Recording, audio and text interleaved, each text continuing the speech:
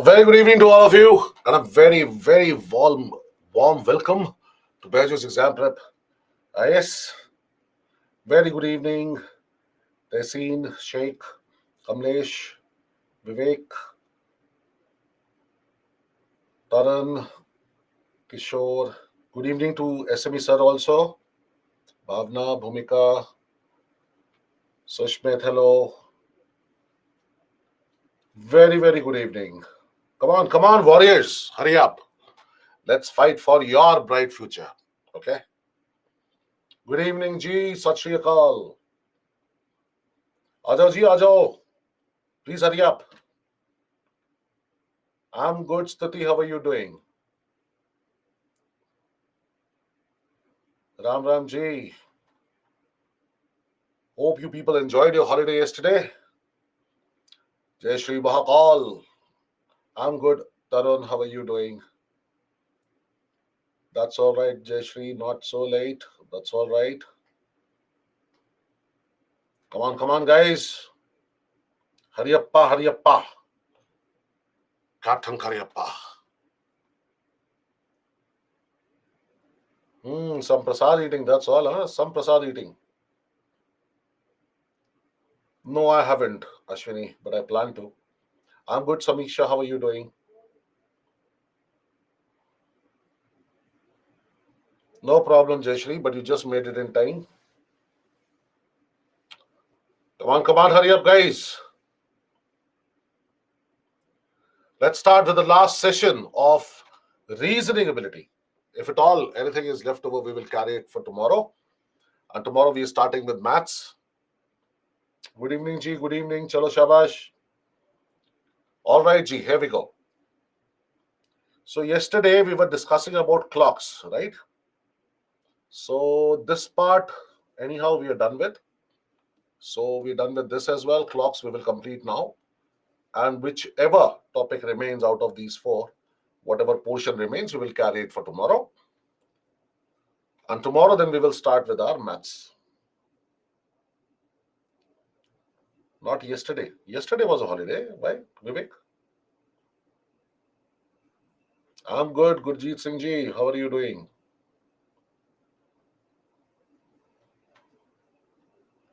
So, as far as these concepts were concerned, we had already done these, and I gave you a wonderful formula to solve such questions, in fact. Okay. So, let us have a look at this question. At what time between 6 and 7 do the two hands of a clock coincide? Coincide means 0 degrees. Now you know that 0 degree or 180 degree in 12 hours is made 11 times, right? So almost you can say one time every hour. Okay. So you need to write the formula only once for 0 degree and 180 degree angle. Any other angle apart from that, you need to write down the formula twice. One in forward order, the other in reverse order. So here we shall write the formula as theta is equal to 30h minus 11 by 2m. All right. This happens to be the hour value. 0 degrees. So theta here is 0 degrees. So two variables out of three are known. Okay. Good evening, Ji. Come on, hurry up. So let's find out the remaining one. So here we go. So we have 0 is equal to 30 into 6 minus 11 by 2m. So 11 by 2m is equal to 180. M is equal to 180 into 2 by 11. That is 360 by 11. So M here is 11 3s are 33. All right. So 30 remains. 11 2s are 22. 8 remains. So 32 8 by 11. So the timing here shall be 6:32 8 by 11 when the two hands of the clock will coincide. All right. So kindly know this. Choice B here shall be the correct answer. Pradam, Kiran, Pradam. Spell check हाँ किया हो sir किया है अच्छा Good. All right. At what time between 9 and 10? So this becomes the hour value. The two hands of a clock are in a straight line but do not coincide. Straight line but do not coincide means theta is going to be equal to 180 degrees. As I told you here also, that 0 degrees or 180 degrees. It occurs 11 times in 12 hours. So that means almost one time every hour. So we shall write the formula only once. So theta is equal to 30h minus 11 by 2m. I hope you have done this. Amit, that's exactly what I was explaining. You joined late, I think.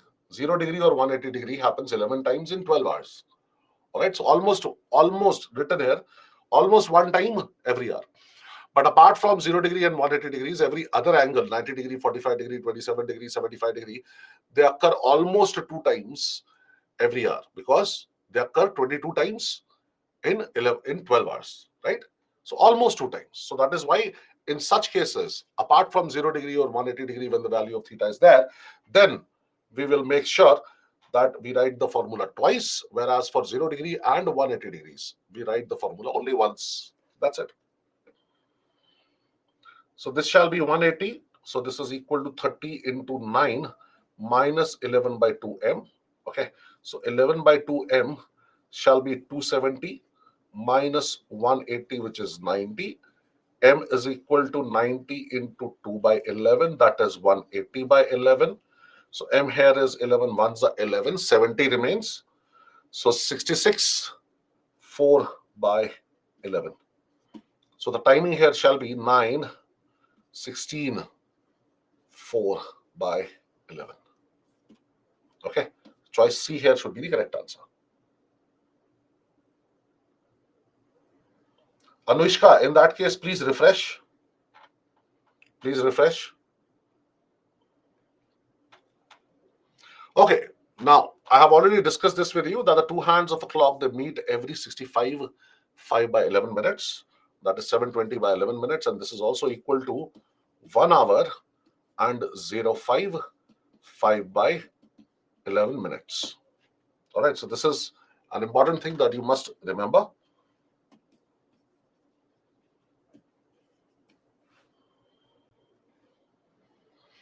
Now let's talk about faulty clocks. Now, what are faulty clocks? Faulty clocks are those clocks which do not show you the original time. Okay. They are at fault. And what could be the fault? They are showing you a timing which is either more than or less than the original time. So they are showing you a time ahead or behind of the original time when compared to the original time. Now we know that the two hands of a clock should meet every 65 5 by 11 minutes. Right? What if we have a faulty clock in which the two hands of a clock meet each other after 65 5 by 11 minutes? Say 67 minutes. The two hands should have met in 65 5 by 11 minutes. But they are meeting each other in 67 minutes. That means they're taking longer time. So is this clock fast or slow? PPT you always get after the class, Karthik. Obviously slow because it is taking longer time. Isn't it so? And we have another faulty clock in which the two hands of a clock meet each other before 65 5 by 11 minutes, say in 64 minutes. So the two hands of the clock were supposed to meet each other in 65 5 by 11 minutes. They met earlier than that, took lesser time, okay, and met each other in 64 minutes. So if at all there is a time limit which is set for you and you complete your task before that time limit, obviously you must be fast. All right. So simple as that. All right. So now you know when a clock is fast, when a clock is slow. Now, similarly, faulty time we will represent by ft. Now, what is this faulty time? Any other time, any other time taken by the two hands to meet each other apart from 65 5 by 11 minutes. So some examples, they meet each other in 67 minutes, 65 minutes, 64 minutes, 67 and a half minutes, likewise. Okay. Now, another concept. How would you interpret this statement? The two hands of a clock meet every 64 minutes. That means, first of all, FT, faulty time, is 64 minutes. So here, this faulty time, it is less than 65 5 by 11 minutes. This means the clock is fast, which means it shows you a timing which is ahead of the original time. Suppose the original time is 6 o'clock. This will show you a timing beyond 6 o'clock, 6:05, 6:10, 6:03, 6:07. All right. So it will be ahead of the original time. Now, the two hands of a clock meet every 67 minutes. Now, the 67 minutes happens to be the faulty time, as you can see here. Okay. So if faulty time is more than, time taken is more than 65 5 by 11 minutes, that means the clock is slow. So it shows you a timing behind the original time. So if the original time is 6 o'clock, it will show you a timing like 5:55, 5:58, 5:53. I mean, depending on and how much time the two hands meet and how many hours have elapsed. All right. So this is the concept of faulty clock. Based on this, a question may be asked. It has not been asked as yet, but then why leave it, things to chance? So if you have to find out that by how much time a clock is ahead or behind the original timing, then you have a simple formula. The number of hours will be given to you into 60, which is nothing but to convert the hours into minutes, divided by faulty time. Faulty time could be 64 minutes, 67 minutes, as I've told you before, into the difference between the faulty time and 65 5 by 11 minutes. Seems to be long, but when you apply it, it becomes quite fast.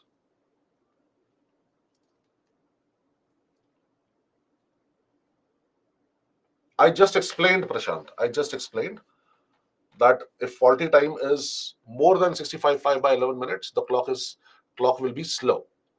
All right, it will show you a timing behind the original time.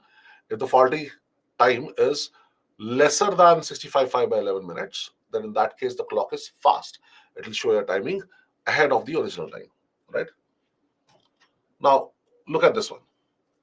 In a clock, the minute hand crosses the hour hand in 65 minutes. Very fast. Please type. What is this 65 minutes? What is this 65 minutes? Please tell me. Absolutely, yes, you got this. So faulty time is already given to you. Okay, behind? No, it is not behind. Where is it given? Behind. I mean, you are reading the question in Greek and Latin and understanding in English, is it? In one day. All right, guys, tell me how many hours are there in one day? Very fast, very fast, very fast, very fast, very fast, very fast. Lovely. So hours are already given to you. They are declared as 24 hours. So this is known, this is known, this is known. Just need to substitute the values in place of these, right? So the time shown by the clock is how many minutes more or less. More or less means more means ahead, less means behind the original time. So we are making use of this formula. Hours into 60 by FT into difference between 65 5 by 11 and FT. So hours here is nothing but it is 24 into 60. Faulty time is given to you as 65 into 65 5 by 11 minus 65. So what you get here is a 24 into 60 by 65 into 5 by 11. We'll do some cuttings here. Goes by 13. Correct? So now this shall be equal to 24 into 60. I mean, in one day, how many minutes are there? I've already told you 1440 minutes. 13 into 11 is 143. So simply 1440, you're dividing by 143. If you multiply this with 10, you get 1430. Remainder is 10. Correct? So this shall be equal to 10 by 143 minutes. All right. Now this will be ahead or behind. Now this faulty time here, 65 minutes, is less than 65 5 by 11 minutes. That means this clock is fast. It is taking less time. The two hands are taking lesser time to meet each other as compared to 65 5 by 11 minutes. So it should show you a timing which is more or ahead of the original time. All right. So this has to be more. So anyhow, less is out. Okay. So choice B here becomes the answer. So I hope this is all easily understood, right? Now let's have a look at questions from previous year. As I told you before, day before yesterday also, let's see the formula that I have told you, theta is equal to 30h minus L1 by 2m. Questions have appeared in CSAT examination based on this formula, and evidently in front of you, CSAT 2022 question. Kindly have a look. Consider the following statements. Between 3:16 p.m. and 3:17 p.m., both hour hand and minute hand coincide. Coincide means theta is equal to 0 degrees. Okay. So is this statement correct or not? Let's find out. We have a formula. Theta is equal to 30h minus 11 by 2m. All right. So theta here is what? 0 degrees, which is equal to 30 into what will be the value of h? Both the timings, the hour value is 3 only, no? Minus 11 by 2 minutes you have to find out. So 11 by 2m is equal to 90, which means m here is equal to 180 by 11, which means m here is nothing but 11 ones are 11, 70 remains. So 11 6 are 66, 4 remains. So the timing here shall be 3, 16, 4 by 11, which is very much between 316 and 317. Right? It is between these two timings. So yes, it is correct that between 3:16 p.m. and 3:17 p.m., both hour hand and minute hand, they coincide. Yes. Again, that drilling noise, I think, that will be taken care of. Okay. Now look at the second one. Between 4:58 and 4:59 p.m., both minute hand and second hand, they coincide. Coincide, they form 0 degrees. Now hold on. This is minute. This is second, not hour. And this formula is for hour and minute needles.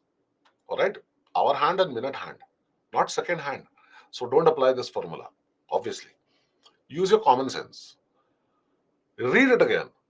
Now, just tell me if you have a clock, let us say.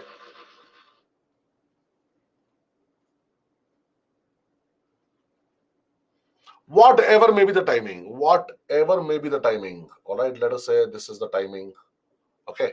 Whatever may be the timing, just tell me this is seconds hand. The red one is the seconds hand. Now you know that seconds hand takes 1 minute to complete one rotation. Yes, seconds hand takes 1 minute because it has 60 seconds, right? 60 seconds are there. So seconds hand takes 1 minute to complete one rotation. Okay. So to complete one rotation, obviously in every 1 minute, it is going to cross the minute hand and the hour hand. In every 1 minute, the seconds hand will cross the minute hand and the hours hand. So between 4:58 and 4:59 also, the minute hand and second hand will definitely coincide, right? Every minute they will coincide actually. In every 1 minute they will coincide, right? So even 2 is correct. Choice C shall be the correct answer.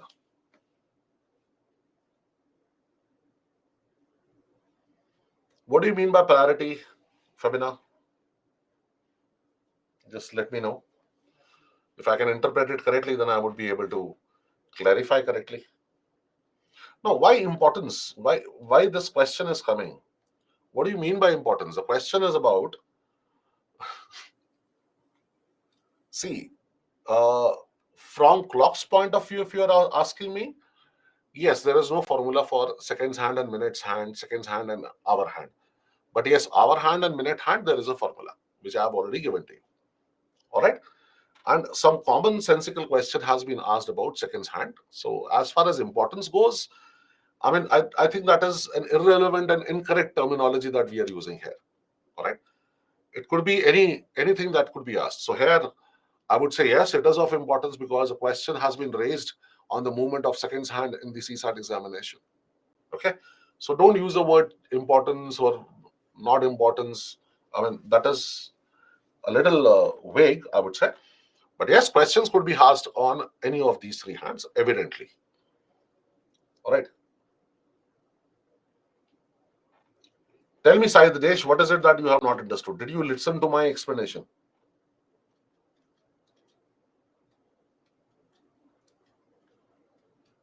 Vivek, did you listen to my explanation? No, Sai Dinesh admits honestly, at least. And I would also tell you very honestly, bad. You're making me go through the exercise again, right? Uh, See, this red one is the seconds hand. Okay. So you know that a seconds hand completes one rotation in 1 minute of the clock's dial, right? One rotation of the clock's dial in 1 minute, that is 60 seconds. So whatever may be the timing, whatever may be the position of hour hand and minute hand, the seconds hand obviously will be crossing it in that 1 minute. It will cross the hour hand, it will cross the minute hand in every 1 minute. Once it will cross them. So between 4:58 p.m. and 4:59 p.m. also, the seconds hand will definitely coincide with hour hand once, and it will definitely coincide with minute hand once. And that's exactly what he's saying here. That between 4:58 and 4:59 p.m., this 1 minute duration, both minute hand and second hand, they will coincide. Definitely yes. All right. So I hope you have understood now. Okay. Vivek, have you understood now? Okay. All right. Let's have a look at this 2021 question once again. This formula is used. At which one of the following timings do the hour hand and minute hand of a clock form an angle of 180 degrees? So theta is given to you, right? Where is hour? Hour value is not given to you. Could you please tell me what is the hour value? What will be the value of h? What shall be the value of h? Look at the choices. That's very important because that's exactly where the answer lies. H is nothing but it is 7. So please make use of the formula theta is equal to 30h minus 11 by 2m. All right. So this is what? 180 is equal to 30 into 7 minus 11 by 2m. Okay. So 11 by 2m is equal to 210 minus 180, that is 30. M here is 30 into 2 by 11, which is 60 by 11, which is 5 by 11. 11 5s are 55, 5 remains, remainder, so 5 by 11. So the timing here comes out to be 7:05, 5 by 11. 7:05, 5 by 11, which is very much between, sorry, my fault, which is between 7:05 and 7:10.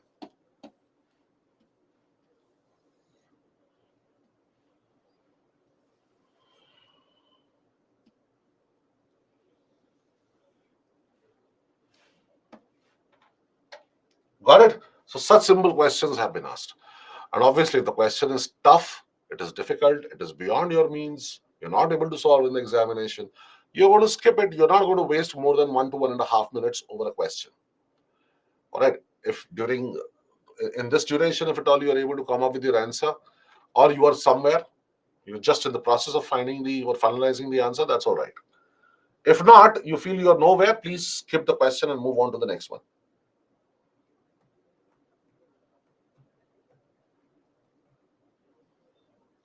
What do you mean by that, Shahid? How can I guess positive sign of modules? What do you mean by that? Kindly clarify if you want my answer. Yeah, in formula, what?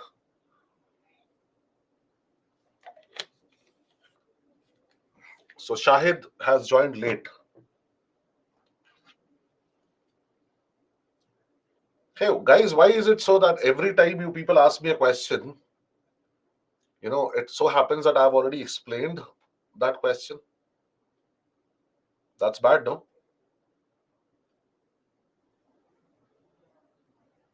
Shahid, you were there? Don't know, yaar. Shahid, were you there when I explained this?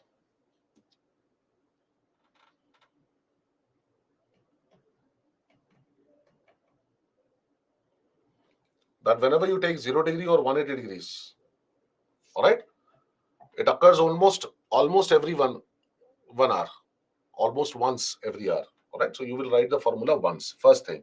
Then why should I write it only like this? You don't want to write it like this, take the modulus of this. If you want to write it in reverse order, okay, you can take the modulus also. But obviously, the timings will always be positive. No, it can never be negative.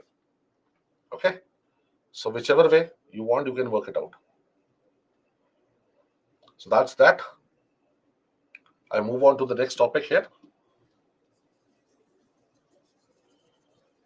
Ranking and ordering. Often questions have appeared on this particular type. So let me just give you some very, very basic concepts here.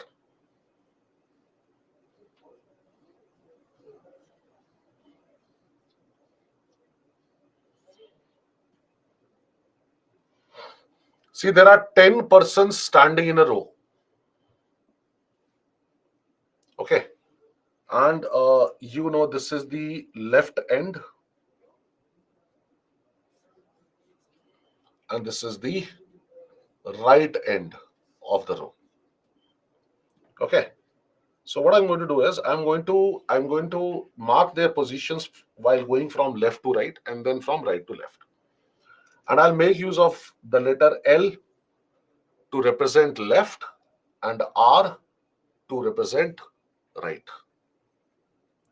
Okay. Shahid, don't write it in reverse because the actual formula is 30h minus 11 by 2m.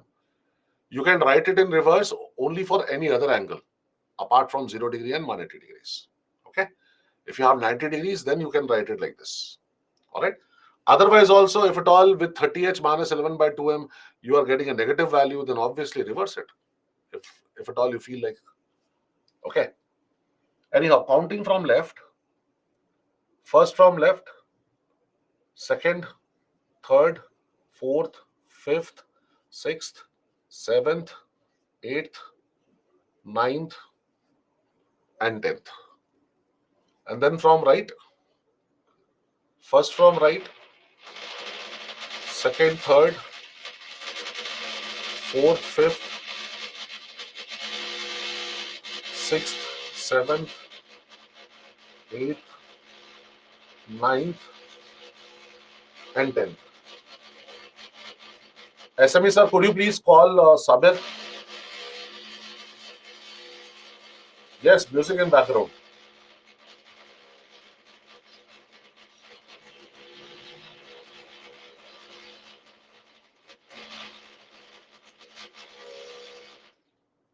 All right. Went away. So 1 from left to 10 to left, 1 from right to 10 to right. Okay, now look at any person here. Okay, let us say the name of this person is A. Okay, now what is his position? See, what is his position? From left, his position is third. From right, his position is 8. And if we add both the positions, the total works out to be 11. The sum works out to be 11. Yes? And this 11 is one more than the total number of persons standing in this row. This 11 is nothing, but it is one more than 10, one more than the total number of persons in this row. Now, this will happen with invariably with anyone in this row. Let us say there is another person standing in this row. Let us say the person is B.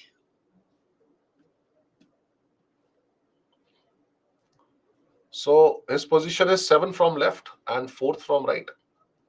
If you take the sum of these two, again it will be 11, which also proves that for any person standing in this row, for any person standing in this row, any two persons, for any two persons standing in this row, the sum of their positions from left and right will be same.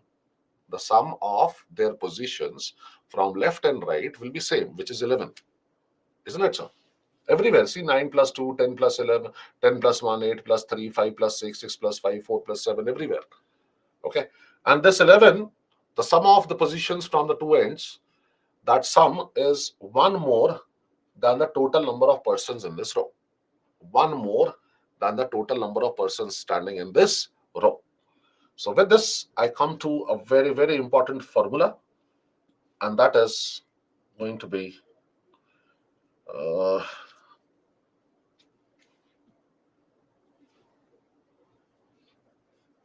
L plus R is equal to T plus 1.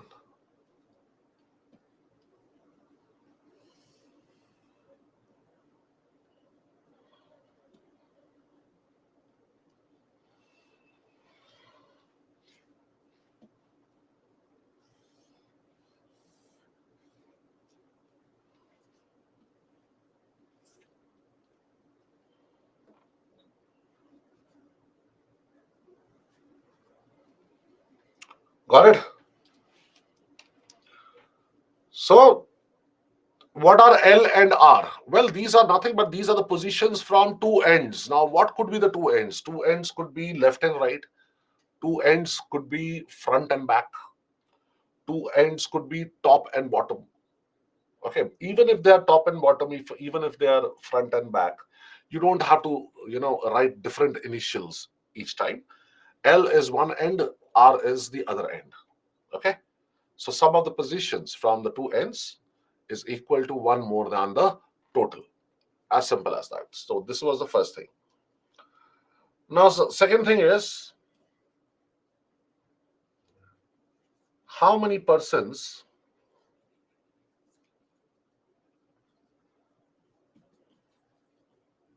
are standing between A and B? How many persons are standing between A and B? I'm asking you guys. Sleeping, huh? This is how you will become an IAS IPS officer. Lovely. 4 people, is it? How many? 1, 2, 3. Okay, from here you can see 3. But what if no diagram is given? What if the number of persons is not mentioned? How many persons are there in the row is not known? Then what will you do? Okay, so simply, please listen to me carefully. Please listen to me carefully. And that is, in a row of n persons, the number of people standing between A and B shall be given by higher rank minus lower rank minus 1. Please know this.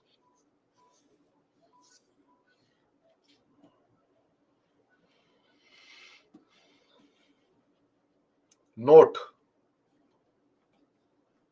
the respective ranks of A and B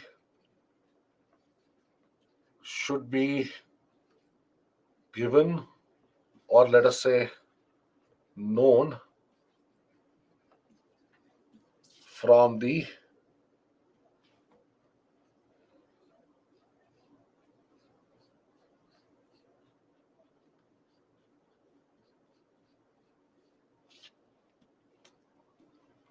same end, same end, same end, same end, same end, same end. All right. So if you don't know how many persons are there, between A and B? If it is not known, if it is not known, how many persons are standing in this row? As it is, I have declared that there are 10 persons who are standing in this row, right? But if at all it is unknown, it is not known to you. Okay, then what do? Well, see, what is A's position from the left? If you know the A's position from left is 3, and B's position from left only is 7. That means the position of both the persons are known to you from the same end. So then the number of persons between A and B shall be higher rank minus lower rank minus 1. That is 4 minus 1, which is equal to 3 persons. All right. Now, I ask you, please be attentive. Please be attentive. Please be attentive. Please be attentive.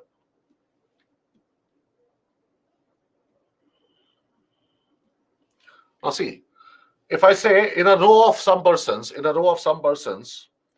the position of X from the left is 28, and position of Y from the left only, see, same end, not from right, same end as X. All right, let us say this is 48. How many persons are standing between X and Y? How many persons are standing between X and Y?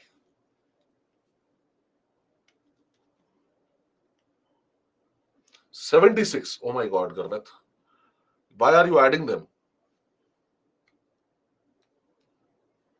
मुझे भी सिखाओ यार, इतना गलत कैसे कर लेते हो? How are you getting 20, Tehreen, Nikita, when it is written in front of you? Huh? So higher rank minus lower rank minus 1. So this is 20 minus 1. That is equal to 19. Be attentive. Be attentive. Be attentive. Focus. And if you have a problem in focusing, please meditate. All right? That's important.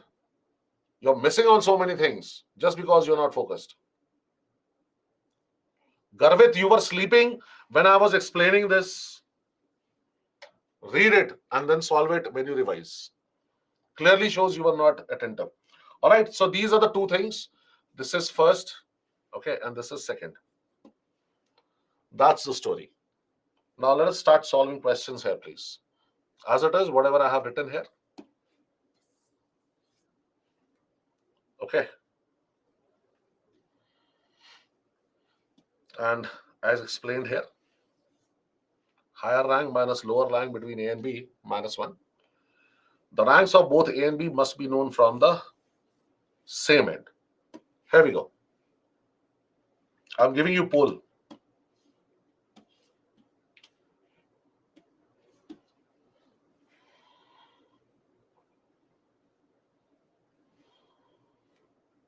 You got to be fast. Come on, guys.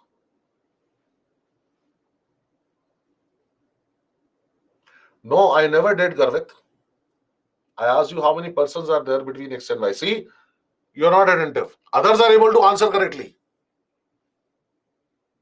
They all are getting 19 as the answer, but you are getting 76.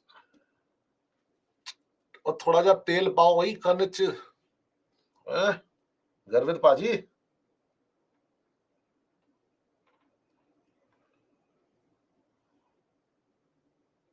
देखो वर्षा, you are not employing the very what do you say,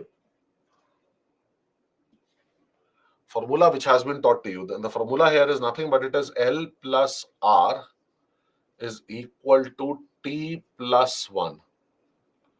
That's exactly what I'm talking about. Okay. So 12 plus 15. You want what? How many persons are there in this row? So you want total. That's it. So total here is 12 plus 15 is 27. Minus 1 should give us a total of 26 persons. You can't get it wrong. Come on, guys.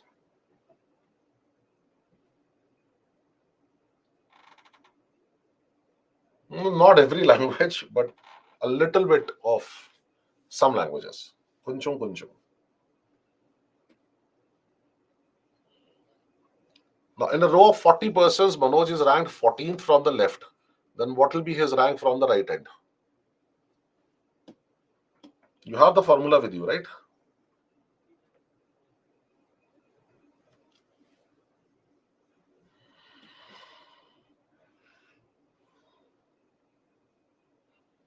Come on, come on, come on. You can't get this one wrong, please. Mark your answers. Come on, come on. Officers.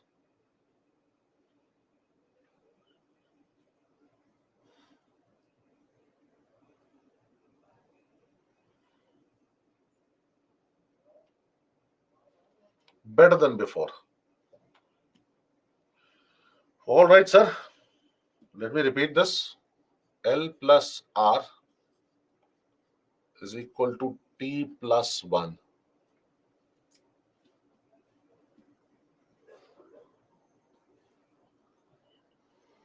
So he's ranked 14th from left.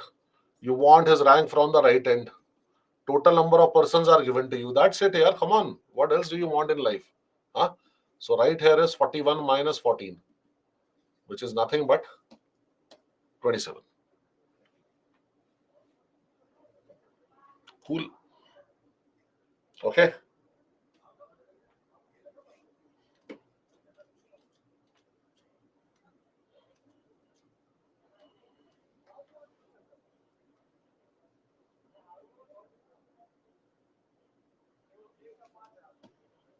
Let me give you a poll for this also. Let us see.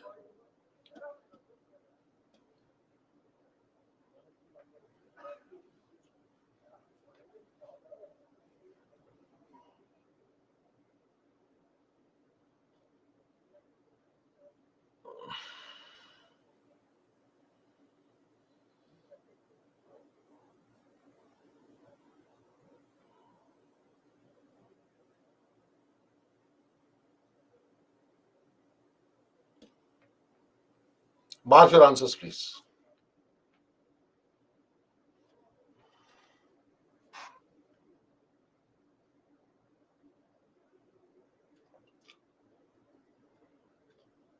Shaibel and Ravi and Garvit. Yes, Garvit. Good. Anushka, please check. Without I. Anushka without I. There is one Anuishka and the other is you, Anushka. See, in a class of 50 students. So what is given to us here? Total is given. A is 10 ranks ahead of B. If the position of B is 27 from the bottom, all right, sir. Let us say this is bottom. Let us say this is top. And in total, these are 50 students. Okay. Now the position of B here is 27 from the bottom. And A is 10 ranks ahead of B. A is 10 ranks ahead of B. So A must be 37 from the bottom. Correct? So once again, L plus R is equal to T plus 1. So A's rank is known from one of the ends. From the other end, you have to find out, and total number of students is 50. That's it. 51 minus 37, that is 14th from the top.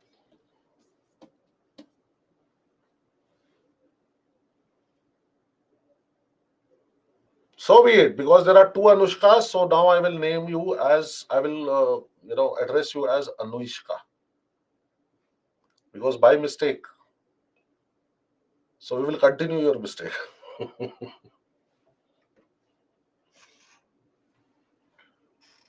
Otherwise, there are two Anushkas. No? So one Anushka and one Anuishka. Yeah, Anuishka is also a nice name, no? Oh, Prashant!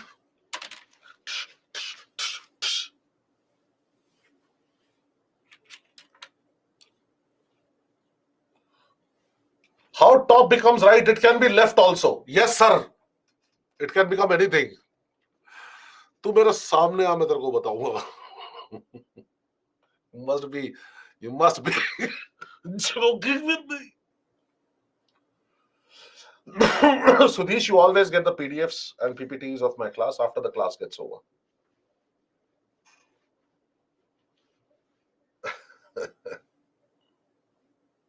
Right, Prashant? Anything, Babu. You can write here top and bottom also. Okay, so let this be bottom. Let this be top. Okay.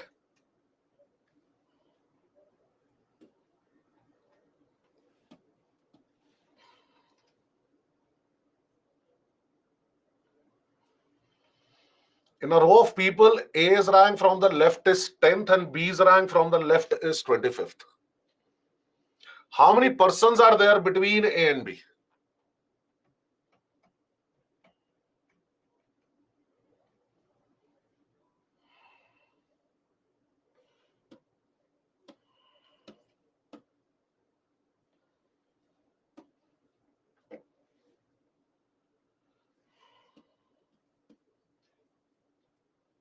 Yes, sir.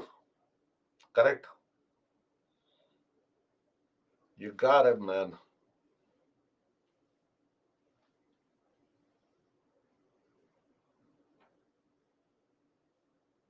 Yes. 80%. Better. So how many persons between A and B? What do? Higher rank minus lower rank. So see, A's rank is given from the left and B's rank is also given from the left. All right. Both the ranks are given to you from the same end.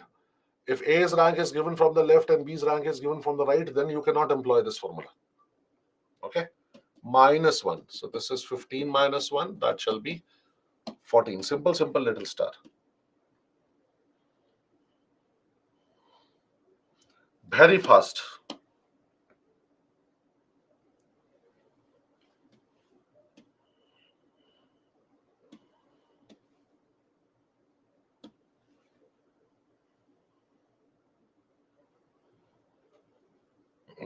I used to drop us such questions, Garvit. From my heart. Direct to your heart.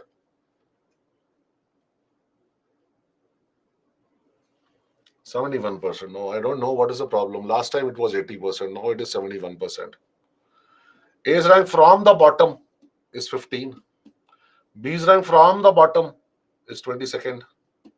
Higher rank minus lower rank minus 1. 7 minus 1. Calculation mistake.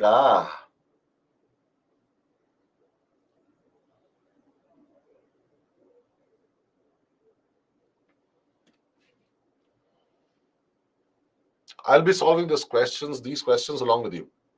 So if you want to do it on your own, it's up to you. But my point is, 3 questions. I would like to explain them to you. So if at all you ask me how, sir, I'm not going to reply to you. Okay. So in a row of some people, how many people? Some people. A is ranked 10th from left and B is ranked 15th from right. Okay, sir. Let's play. This is left. This is right.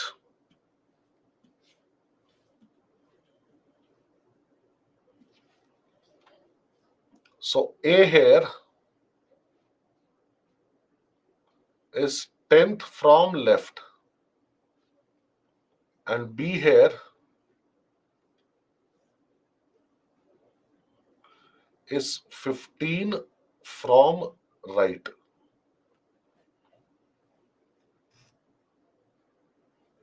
Okay. Now something is happening here. And what is that? If A and B interchange their positions, okay, then A's rank from the left end becomes 35th. Let's have a look at that. Now they interchange their position. A occupies B's position, B occupies A's position. Now this is where B is, and this is where A is. And it is given now the position of A becomes what? 35th from left. Okay. So in total, how many persons are there in this row? For total number of persons in this row, you already have a formula. L plus R is equal to T plus 1. Okay, total you need to find out. Now, kindly have a look here. Okay. Look at this place where B was. Now, on this seat, whether A sits here, whether B sits here, it doesn't matter. The position of this seat is 15 from right and 35 from left. Okay, so it doesn't matter who sits here, but the position of this seat, let us say this is a cinema hall. So whosoever sits here, the position of the seat is 15 from right and 35th from left. So the number of persons in this row shall be 35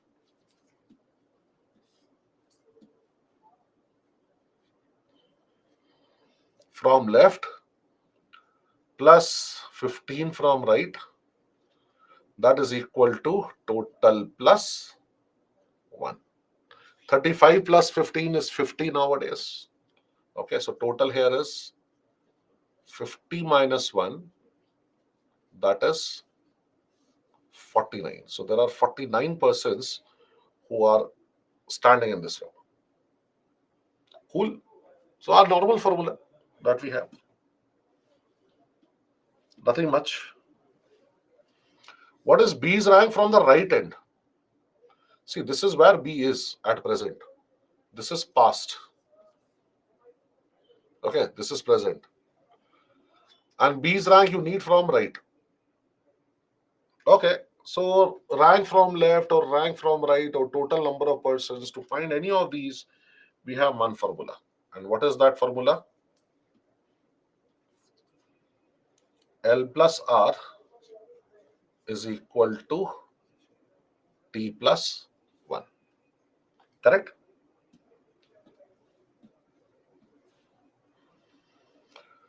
So B's position from the left is known. It is 10. From the right, we need to find out. Total number of persons we just now found out. It is 49 plus 1. Okay. So that is 50 minus 10. It should be 40th. You got this.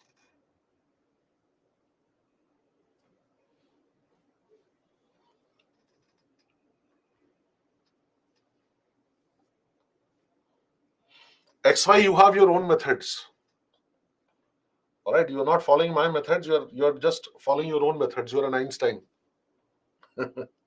You're still not murdered that Einstein who's there within you, and you're still not focused. You're missing too many things. You joined late as well. How many persons are there between A and B? So take their positions from any of the ends. Any of the ends you can take, no? Any of the ends.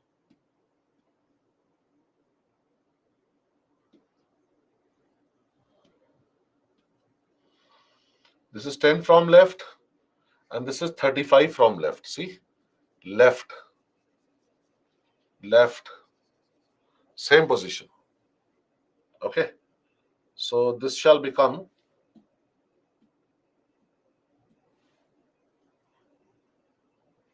35 from left minus 10 from left minus 1. 35 minus 10 is 25 minus 1 is 24. Correct?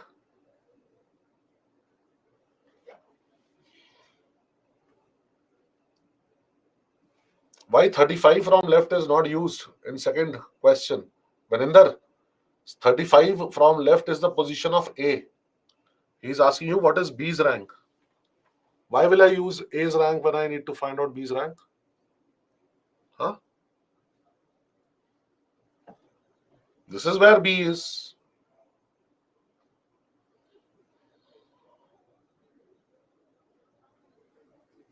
No problem, XY. Good, you realized. Lovely. Yes, Shruti, which part do you want me to explain? Simple equation I have used, which I have been talking about since the very first bit or page of this topic. L plus R is equal to T plus 1. B's rank is known, na? It is 10 from left. From right, you need to find out. So R, I have kept it as it is. Total number of students here you found out to be 49 in the previous question. Total is known. Position from left is known. Substitute these values, position from right. You will get, because there are only three variables, left, right, and total in the equation. Two are known. Third, you can find out. Okay. In total, how many persons are there in this row? Guys, L plus R is equal to T plus 1. This position I'm talking about. For this position, this seat doesn't matter who sits here, A, B, X, Y. This seat's position from right is 15 and from left is 35. So left and right are known. So T you can find out. So 35 from left plus 15 plus right. 15 from right is equal to T plus 1. So 50 minus 1, 49. Simple substitution.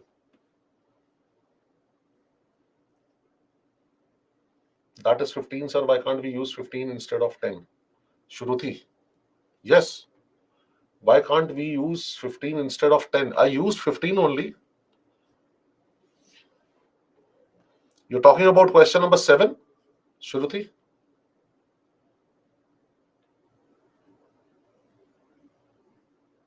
Shruti. Yeah, why are you calling this second subdivision when the numbers are given here? And you're writing so many letters also. Can't you simply say question number 7?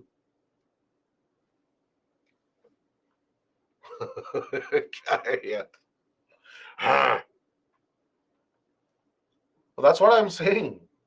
You want B's rank from the right. This is where B is. And B's rank here is 10 from the left. Now B is in A's place. B's rank from the right was already 15. No, but that was when B was sitting here. Now currently B is sitting here. Can't you see these crosses, cross marks over A and B? These were their positions in the past. Now they have interchanged. Read the question. If A and B interchange their positions. Okay, got it?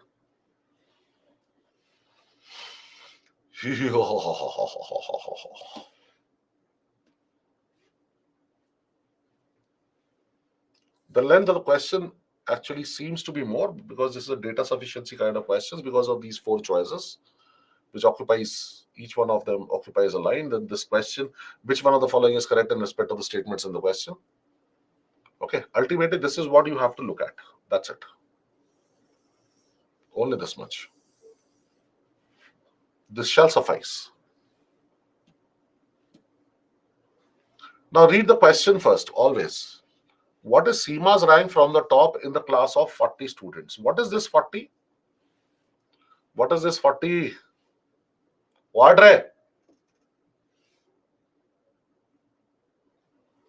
Total number of persons. So total is already given to you, huh?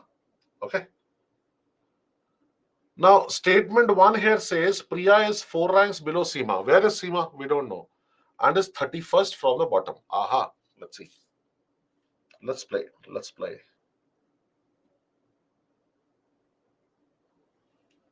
So let me just simply, keep the positions here.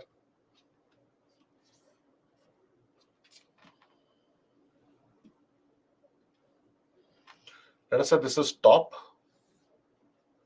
This is bottom. Already given that there are 40 students in the class. Now read what is the information given to you in statement 1. Priya is 4 ranks below Seema. We don't know. And is 31st from the bottom. Who is 31st from the bottom? For the first person, Priya. All right. So Priya here is 31st from the bottom. Now read the first part. Priya is 4 ranks below Seema. So Seema must be 4 ranks above Priya. If Priya is 4 ranks below Seema, then Seema must be 4 ranks above Priya, obviously. Okay. So her rank must be 35 from the bottom. What is Seema's rank from the top? Can you find out? I don't want to know the rank. I know that the answer is 6. Can you find out? Yes, you can. In data sufficiency kind of questions, listen to me carefully. In data sufficiency kind of questions, what you're supposed to look at basically is what is the formula? How many variables? Do you have enough number of variables to find out the remaining variable?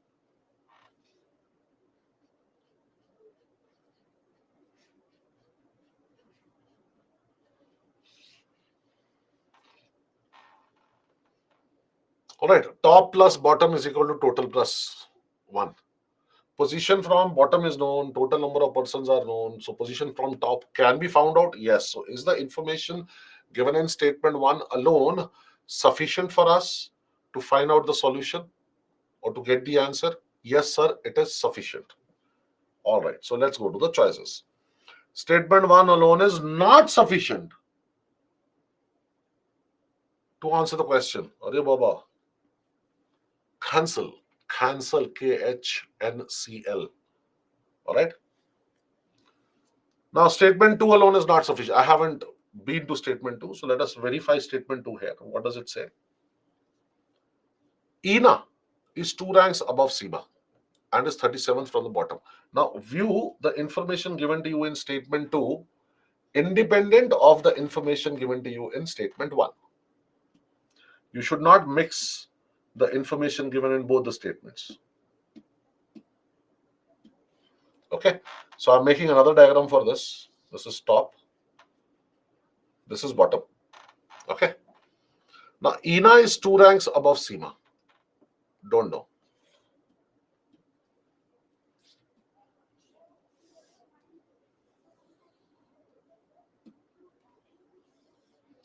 Is 37th from the bottom. All right, sir. We know Ina's position now. Okay, this is Ina. She's 37th from the bottom. Now, the whole point is still there are 40 students in the class because this information is given to you in the question itself. Okay, it's not part of any one statement. It is applicable to both the statements. Now, Ina is 2 ranks above Seema. If Ina is 2 ranks above Seema, then Seema must be 2 ranks below Ina. So this is where we have Seema. Okay, what shall be her rank? 2 ranks below Seema, below Ina. Okay, so her rank is again 35. So Seema's rank is known from the bottom. There are total 40 number of students in the class. Can you find out Seema's position from the top? Yes, you can. All right. So information given to you in statement 2 alone is also sufficient, which means S1 alone or S2 alone is sufficient to answer the question. Choice C here becomes the correct answer. Either or, yes.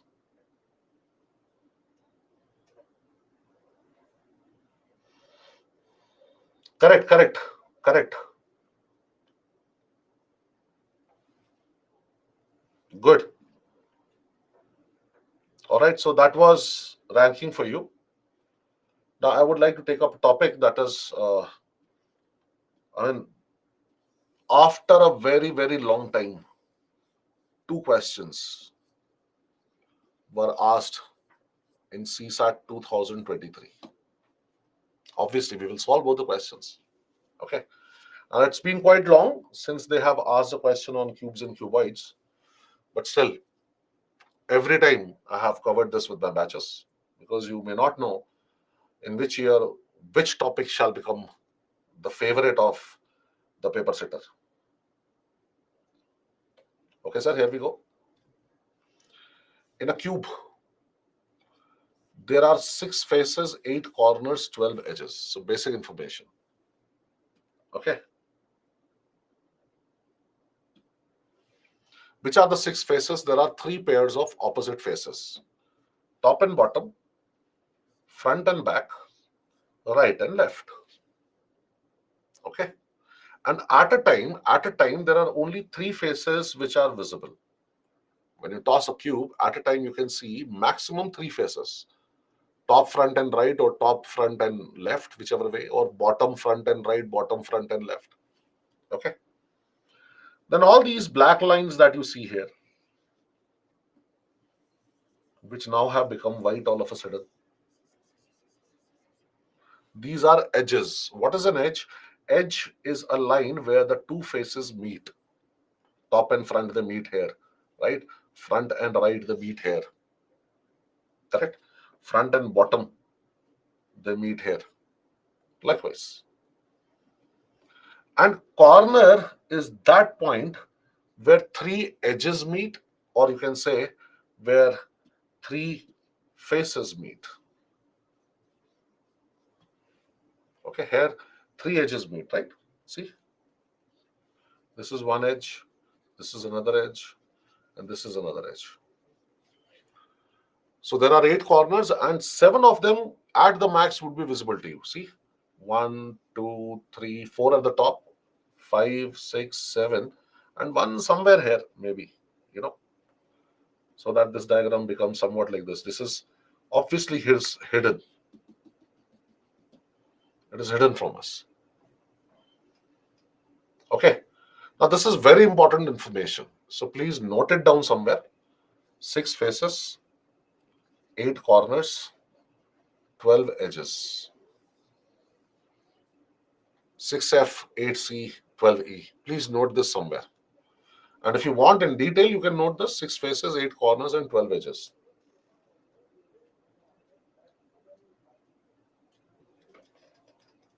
Prashant, if you count these lines, these are 12 in total. Okay. 4 here, 4 on the back, that makes it 8. Then 9, 10, 2 at the top, 2 at the bottom, so 12.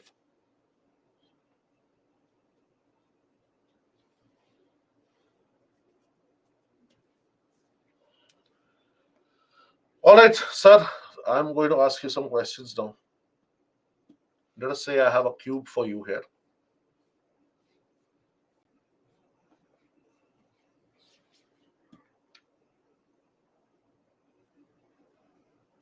I make one cut to this cube, vertically perpendicular in your direction, like this. How many pieces do we get? How many pieces do we get? It results in 2 pieces, right? So one cut means 2 pieces.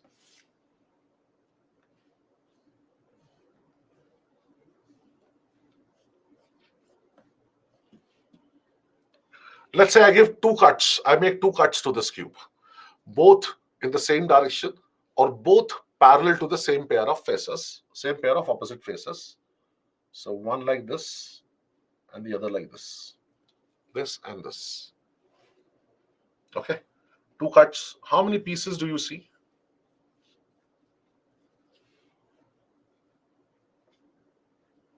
Perfect. 3 pieces. Yet again, yet again, I take another cube.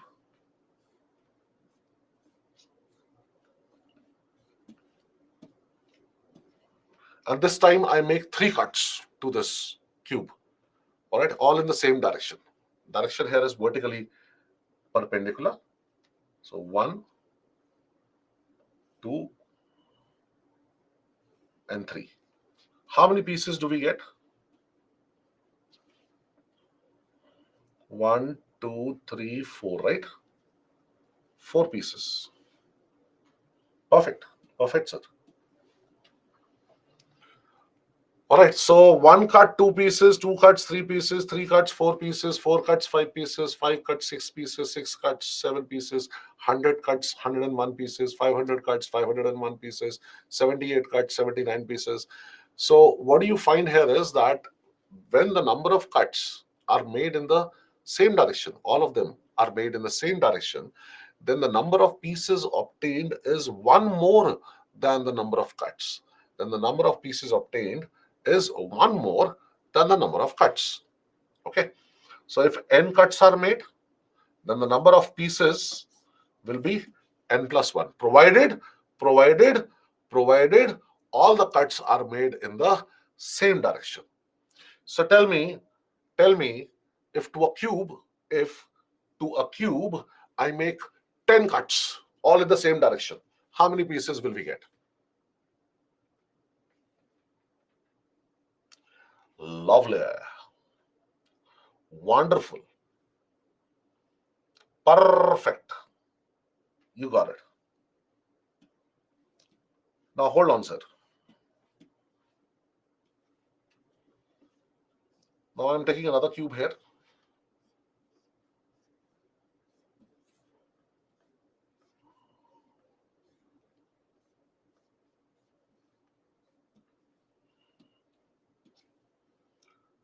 Now I'm going to make two cuts to this cube. But both the cuts will be in two different directions. This is the first cut, vertically perpendicular. And this is the second cut, horizontal. How many pieces do we get?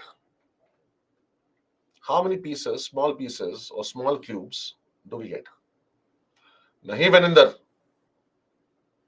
Keda hai Panjwa? How Vivek? Sir, there are only 4.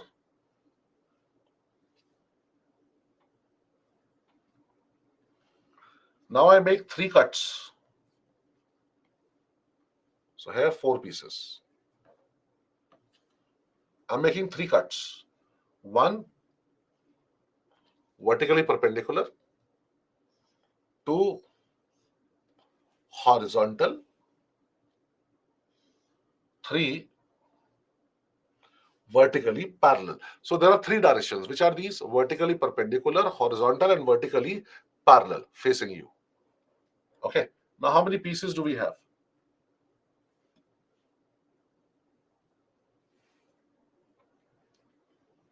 1, 2, 3, 4. 4 at the top, and there are 2 rows.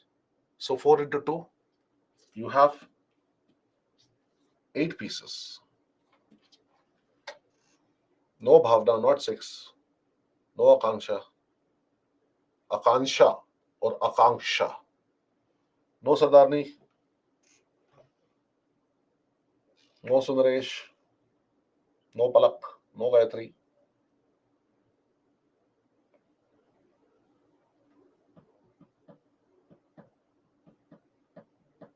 No Tarun.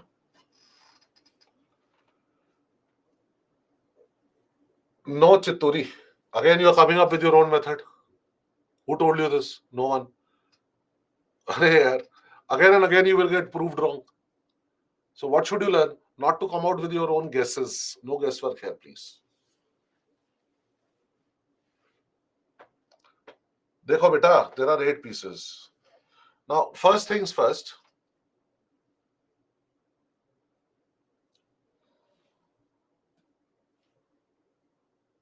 Let us see something. 2 cuts, 3 pieces. 2 cuts, 4 pieces. Number of pieces have increased. 3 cuts, 4 pieces. When? When all the 3 cuts are made parallel to the same pair of faces or in the same direction. 3 cuts, but this time number of pieces increased to 8. Okay. So from this, what do you learn? You learn that in order to maximize, now listen to me very carefully. This is an important statement I'm making. In order to maximize the number of pieces, the number of pieces, the number of cuts should be made, as equally as possible in 3 different directions. In order to obtain maximum number of pieces, you want maximum pieces, so distribute the number of cuts in 3 different directions as equally as possible. All right, so when you have changed the directions, you have distributed 3 cuts in 3 directions, 1 in each direction, then you got maximum pieces with 3 cuts as 8 pieces. Okay.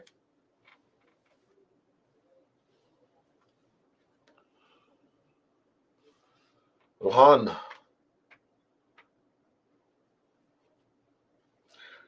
ledu radu woddu kadu. Okay. All right, sir. This is what I meant.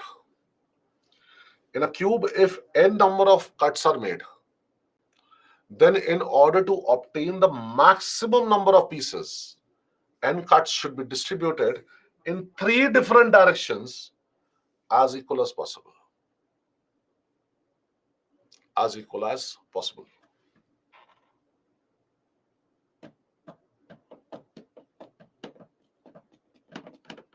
Rohan, you got your answer? Nenu Telugu Vyaktini? Anta scene ledu.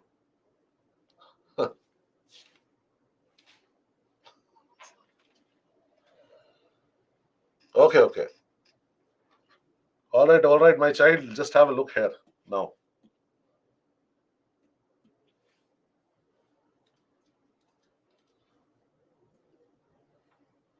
I'll tell you, Akansha. I'll tell you. What does this mean? As equally as possible means what? All right, guys. Now hold on for some time. Let us say there are 9 cuts that I need to make to a cube. Tell me the least number of pieces that you can get by making 9 cuts. Please tell me. Minimum, how many pieces will you get by making 9 cuts?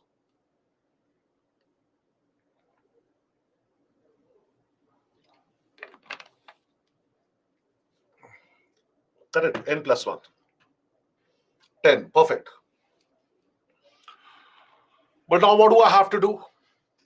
I want to obtain maximum number of pieces. So I will divide 9 in 3 different directions. 3 3s are 9.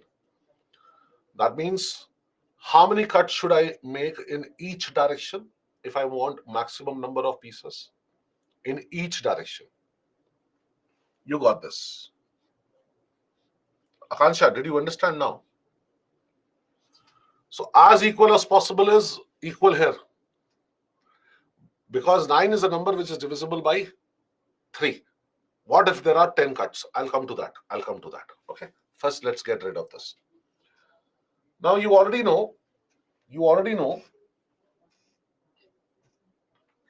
Let us say this is an edge of a cube.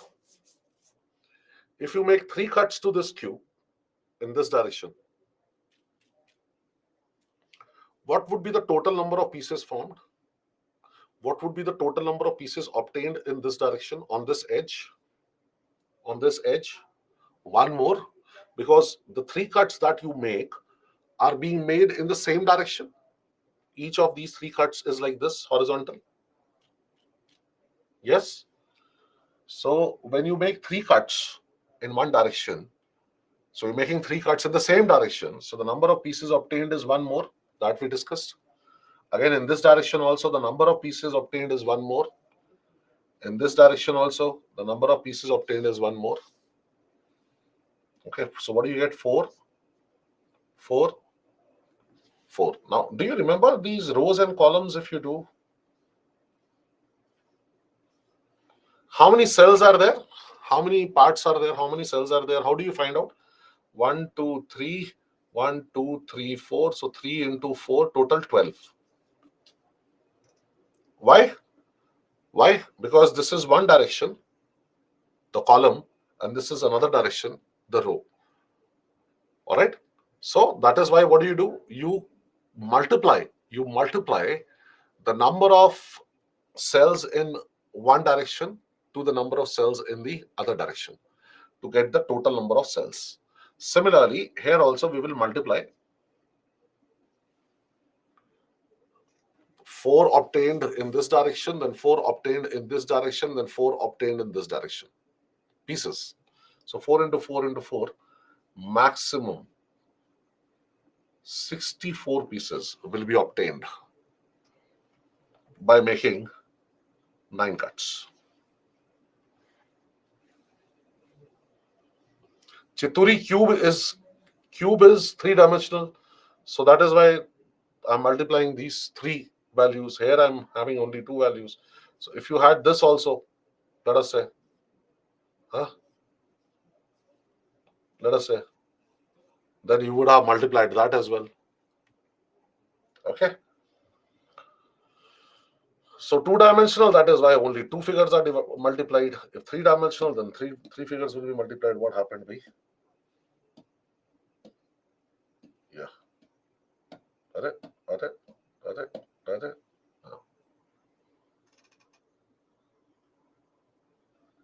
Correct. Now see, if you have 12 cuts, first tell me how would you divide 12 cuts equally in 3 different directions? In each direction, how many cuts will you make? Perfect. So 4 plus 4 plus 4. So plus 1 plus 1 plus 1. So 5 into 5 into 5. That is 5 cube. You get 125 pieces. And this 64 is also what? 4 cube only, no? Perfect cube.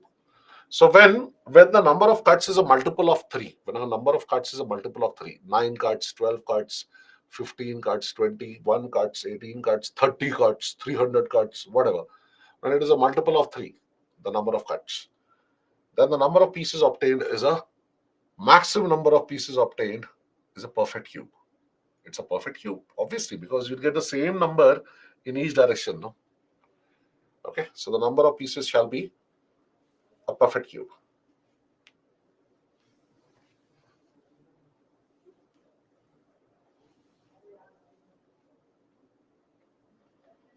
Chituri, you just read what you have written.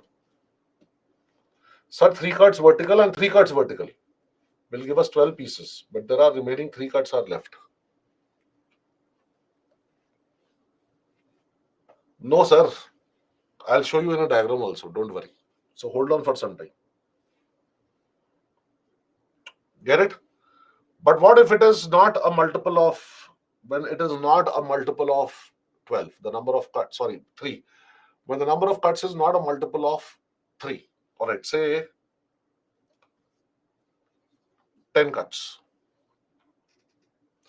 Now, how many pieces will I get if I make all the 10 cuts in the same direction? Same direction, same direction, same direction. How many pieces? Same direction, same direction, same direction. How many pieces? Same direction. Lovely. But now, Kancha, listen here. As equal as possible would mean I have to divide 10 in 3 different directions, but 10 is not a multiple of 3. So when I divide by 3, goes by 9, 1 extra remains. This I will put in any direction. So 3 plus 3 plus 3 is 9, plus this one remainder should give me 4. So I have kept the difference here as least. That is 1. Here the difference is what? 0. So difference between the number of cuts made in any 2 directions should be kept least. Then only the difference is least, then only you can say, no, I have tried and divided the number of cuts as equal as possible. Obviously, you can't have 1.33, 1.33, 1.33. What is 0.33 cuts? Cuts will always be an integer value, isn't it, sir? Okay, so this is how you will distribute, right? So what will you get? plus 1 plus 1 plus 1. So 4 into 4 into 5, 16 into 5, you get 80 pieces.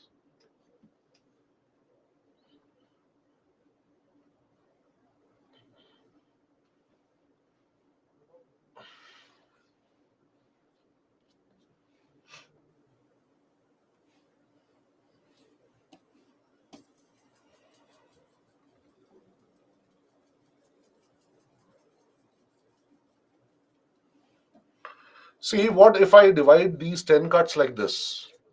2 cards, 3 cards, and 5 cards. I can do that also, right? No. Nagentran, 3 plus 4 will be enough. You are keeping the difference between 3 and 4 as 1, whereas the difference between 3 and 5 will be 2. Difference should be kept least. Then only you are distributing as equal as possible, isn't it so? So this shall be plus 1, plus 1, plus 1. 3 into 4 into 5. Oh, 6, sorry. So that is 72 pieces. But 72 doesn't happen to be the maximum. No, the maximum you will get as 80. How? You kept the difference here as least. Here you have kept the difference between 2 and 5. The difference is how much? 3. Between 3 and 5, it is 2. Here it is kept the least. 1. Got it? Sameen, you have only 2 directions. How can you cut it as 2 plus 2 plus 2 plus 2 plus 2? There are not 5 directions. It's a 3-dimensional object, not 5-dimensional object. There's no 5-dimensional object.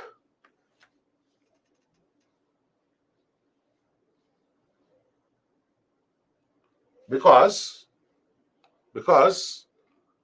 the teacher is there, he makes you understand. True. And then when you don't practice it for a longer time, then you don't remember it. So it is scientifically proved that after the class gets over, as soon as possible, you should revise that class. If you keep the time lag as the least, as the minimum between the class and revision, the time difference should be least.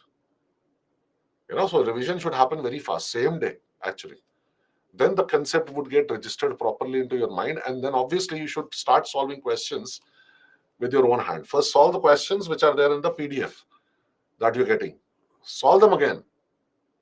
All right. So if at all you're getting stuck somewhere, then you can always watch the videos. Yes, Garvit. Correct.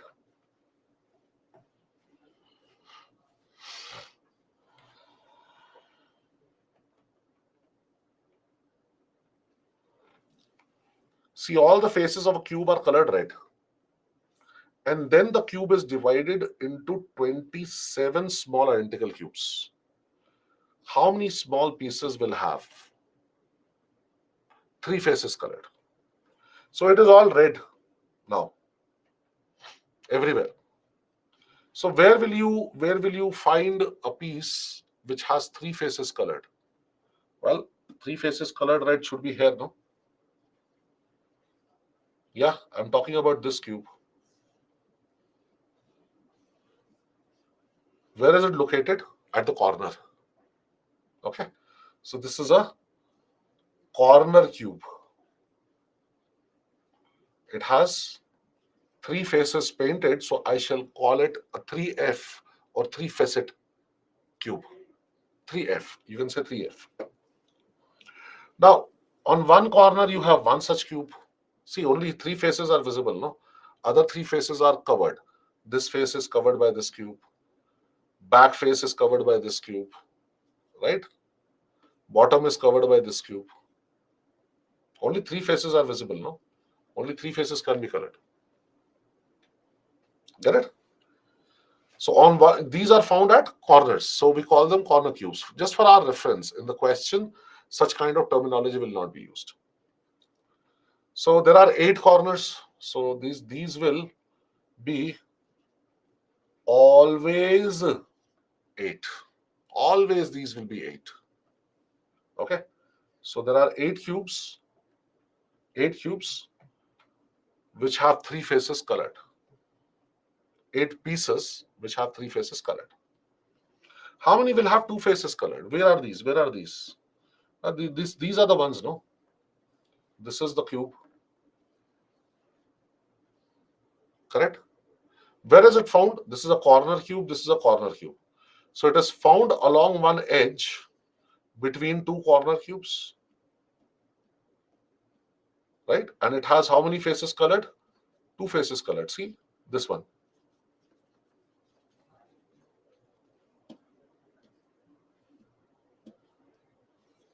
Everywhere. These are the two faces colored cubes.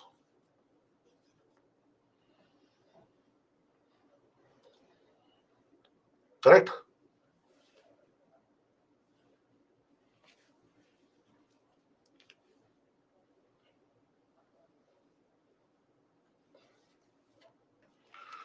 So on one edge, one such cube. Total number of edges are 12. So 12 such cubes. One face colored. Where is this one face colored? Here, no? Right in the center of a face. Only one face is visible, other five faces are covered. Okay. So on one face, one such cube.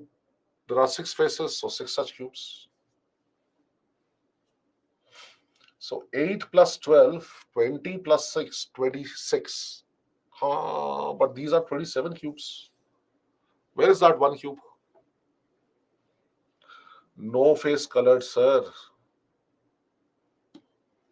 It is right in the middle somewhere here.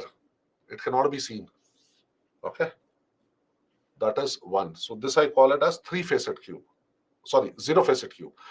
Zero of its faces are colored. Zero faces are colored. Okay. So this I call it as, let us say, let me use a different color here. Three face, this is two face, this is one face, and this is zero face. Yeah, core cube you can call it, whichever way you want to. Because Ankita, two face, this is two face cube, no? This is found along an edge. This is one edge. On one edge, this line is called edge. On one edge, one such cube which has two faces colored. Total number of edges are 12. So on each edge, we have one such cube which has two faces colored. So in total, there will be 12 cubes on 12 edges. Got it? Zero face is going to be somewhere inside, Amit. It is not visible. It is not visible. Okay, so it will be somewhere inside. I don't even know how to represent it here. It will be very difficult.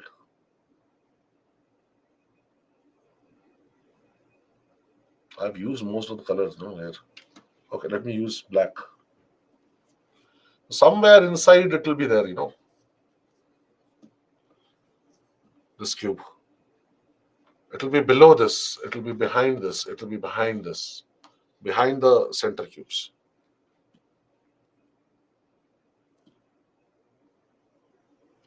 So basic terminology here is you have three-faced, two-faced, one-faced, and zero-faced. These are the things that you need to remember.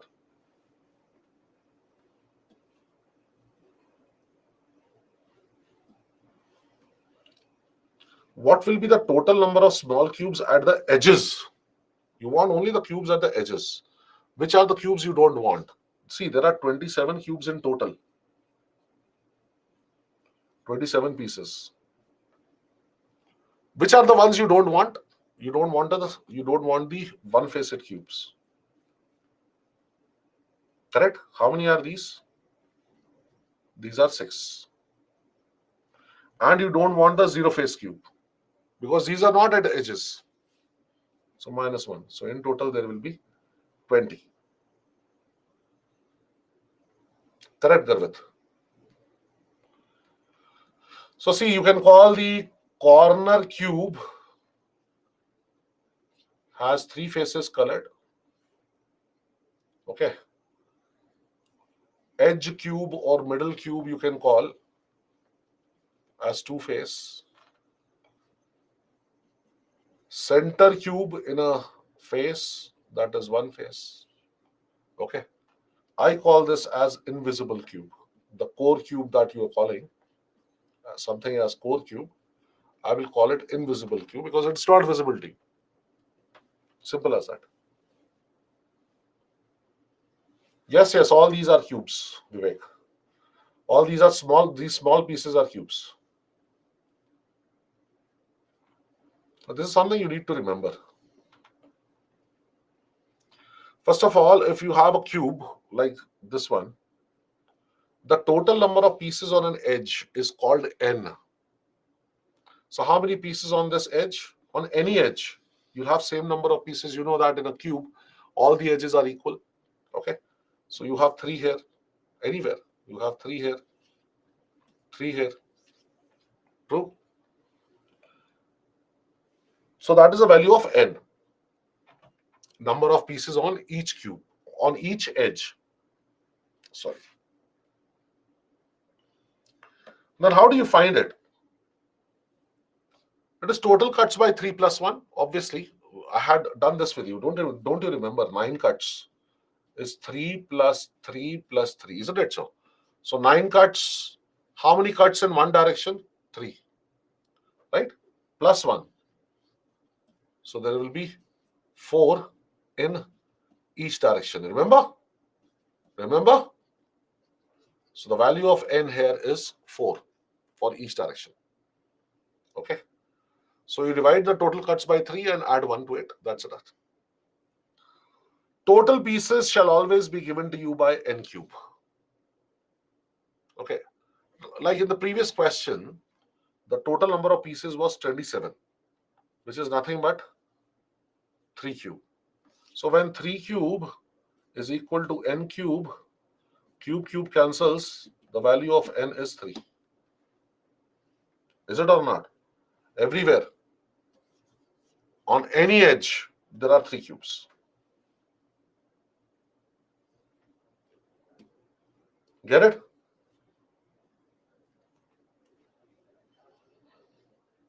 Three faces, I've told you always 8.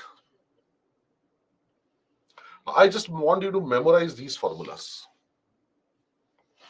2 faces. See, I told you, on one edge,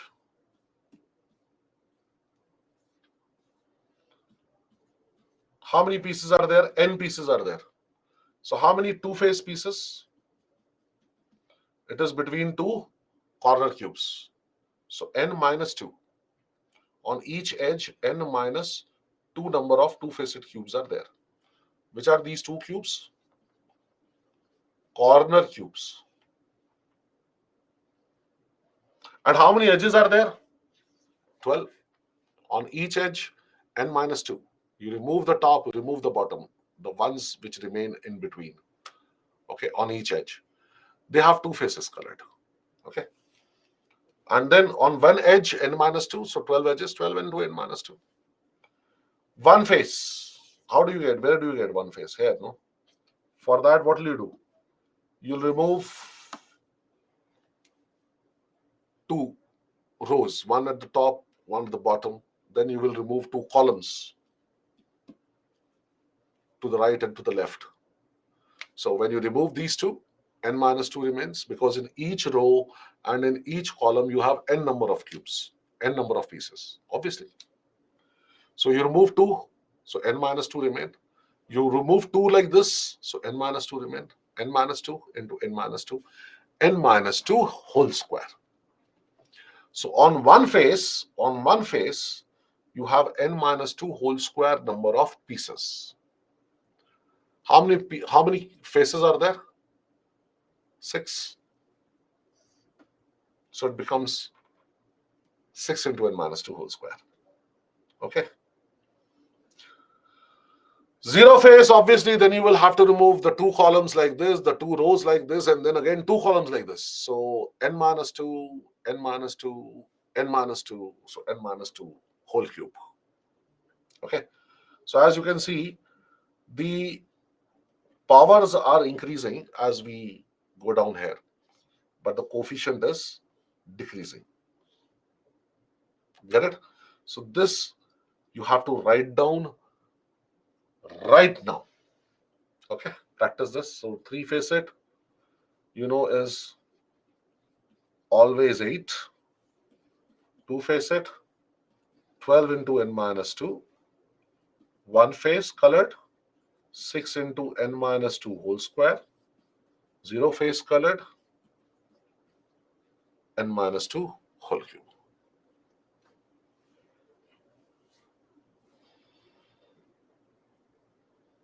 Noted? Yeah, Meet. Arey yaar, two faces here, no? This is a corner cube, this is a corner cube. So this is an edge. It has n number of cubes. Remove the top, remove the bottom. So how many did you remove? These top and bottom are corner cubes. So 2 you removed. So in between, whatever remains is n minus 2. So on one edge, n minus 2. Total edge is 12. So 12 into n minus 2.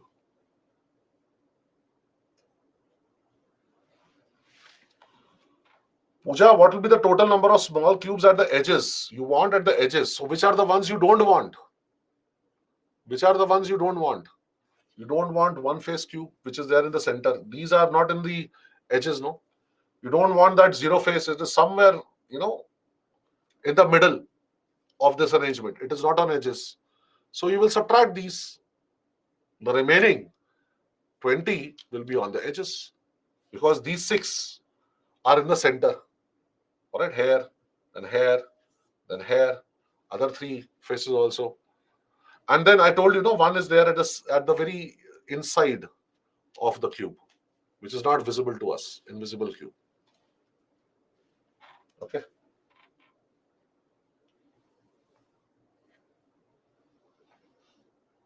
Not required, Balaraju. Why are you complicating it? Why do you want it in terms of n minus 2 raised to 0? Not required, no? So, you remember this now? Have you noted this down, guys? Okay. Now see this. See, you don't need the diagram. Actually, in the examination, you don't have time to draw the diagram. But what I'm trying to tell you is, first of all, find out the value of n if the total number of pieces are given to you. Listen to me carefully. All the faces of a cube are colored red, and then the cube is divided into 64 small identical cubes. So what is it that is given to you here? See, total cubes are given to you here. That is 64. And total cubes is n cube. And 64 here is 4 cube. Cubes cancel. So the value of n is 4. Is it or not? Yes? 1, 2, 3, 4. 4 on this edge. Any edge you take.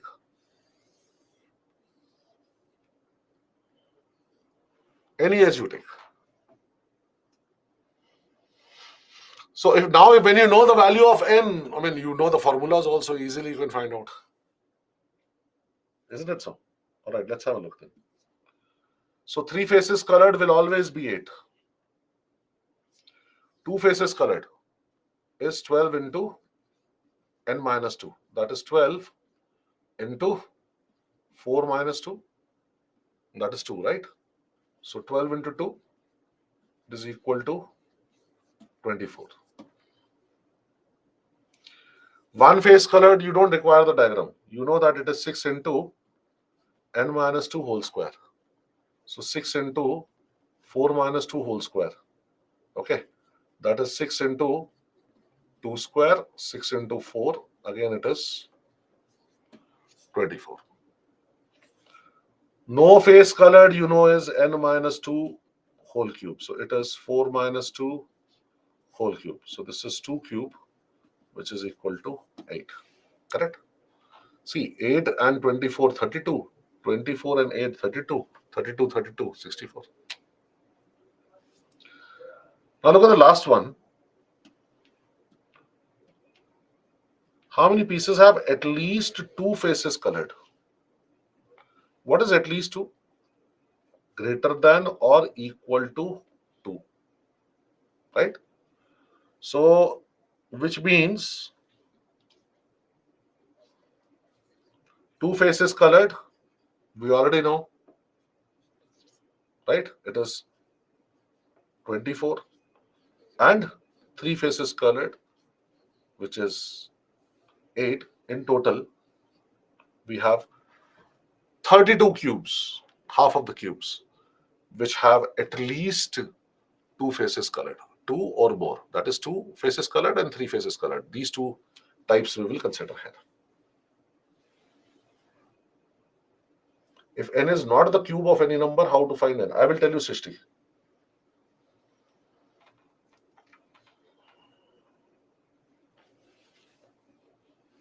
Wait for some time. So once again, I reiterate, n is what? Total cuts by 3 plus 1. Okay. Total pieces is n cube. 3 faces, always 8. 2 faces, 12 into n minus 2. 1 face, 6 into n minus 2 whole square. 0 face, n minus 2 whole cube. Period. Simple, simple little star. Why should I wonder who you are? Now see, sir, properly. If all the faces of a cube whose edge is 6 centimeters, so there is a big cube whose edge is 6 centimeters. So this much is 6 centimeters from here to here. Is colored red and then is cut into small cubes, each of edge 1 centimeter. Then how many pieces will be there in total, first of all? Well, you can always find out the value of n. So what will be a value of n here? It will be edge of large cube by edge of small cube. So how much is it? 6 is the edge of large cube, 1 is the edge of small cube. So that means the value of n is 6. So total is n cube, that is 6 cube, which is 216. Do you need a diagram for this? You don't. 3 faces colored, sir, always 8. Without doubt, because there are always 8 corners. 2 faces colored, sir, tell me. Well, 12 into n minus 2, that is 12 into 6 minus 2, that is 12 into 4, which is 48. One face colored, 6 into n minus 2 whole square, so 6 into 6 minus 2 whole square, so 6 into 4 square, 6 into 16, 96. No face colored, sir, n minus 2 whole cube. That is 6 minus 2 whole cube, which is 4 cube, which is, see, 96 and 64. 96 plus 4 is 100, plus 60, 160. And 48 plus 8 is what I have here. Correct? That is 56. So 160 plus 56, 216. Clear? So solve the game of a very simple thing. Now see, 125 identical small cubes. Okay. So this is given to you as total number of cubes. So if total number of cubes is 125, it is 5 cube, which is nothing but n cube. So that means the value of n is 5. That's it. If you know the value of n, you can easily solve all these questions because it's just a substitution in the formulas. 3 faces colored are always 8. 2 faces colored, 12 into n minus 2, that is 12 into 5 minus 2, 12 threes are 36. 1 face colored, 6 into n minus 2 whole square, 6 into 5 minus 2 whole square. 5 minus 2 is 3. 3 square is 9. So 6 into 9. So 54. No face colored, n minus 2 whole cube. So 6 minus 2 whole cube. That is, sorry. My bad. 5 minus 2 whole cube gives us a 3 cube. That is 27. See, 36 and 54 is 90. 27 and 8 is 35. So 90 plus 35 is 125. Simple, simple, let us start. At least two faces colored. At least two face and more than two. So three face. Two face is how much? 36. Three face is how much? 8. Get this? Cool. Is this clear, sir? Gotcha. Lovely.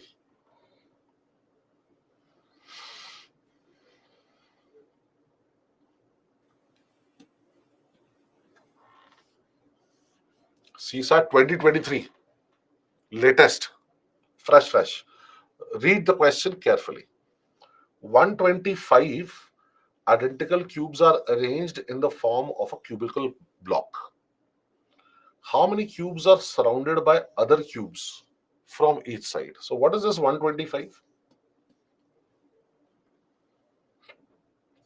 That's total, right?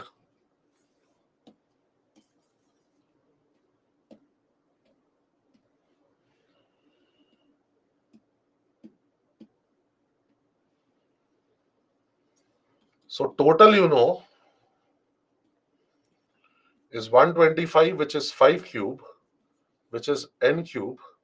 And this means the value of n here is how much? 5, right? So surrounded by other cubes from each side. See, the best part is out of these 5 bits that I have been teaching you, we have been taking a set of 5. Usually only one question is asked. Okay, so it becomes very simple. So what do you have to find out? Zero facet. That is nothing but n minus 2 whole cube. So 5 minus 2 whole cube is a 3 cube, which is nothing but a 27. Lovely. You got this.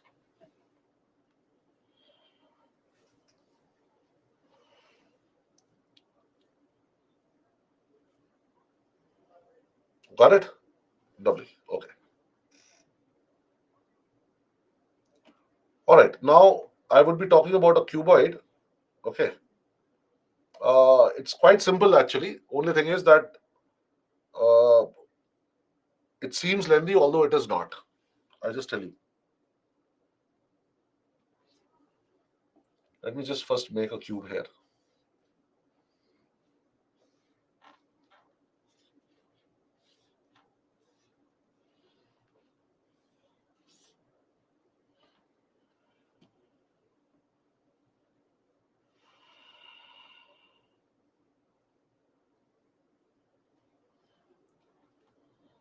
Well, I'm just giving some cuts here. Okay.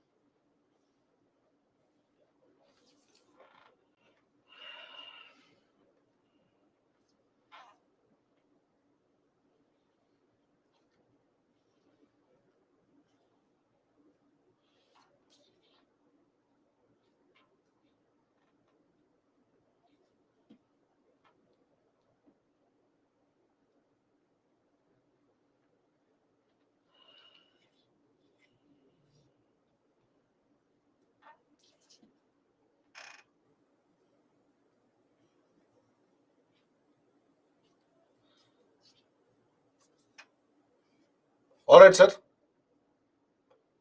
As you have seen, as you can see here, I made 4 cuts vertically perpendicular. Okay. 5 cuts horizontally, and then 3 cuts vertically parallel. Okay. I have not completed these cuts as yet. Here we go. All right.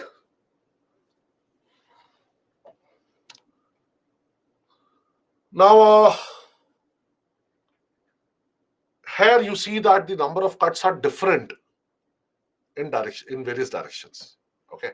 So obviously the value of n in each direction will also not be the same. Correct? All right. See, number of cuts here are how many? There are 3 plus 4 plus 5. Actually, there are 12 cuts. With 12 cuts, maximum number of pieces that you get is 125. But here you don't. It is only 120 pieces. How? So number of cuts here is 3, 4, 5. Okay.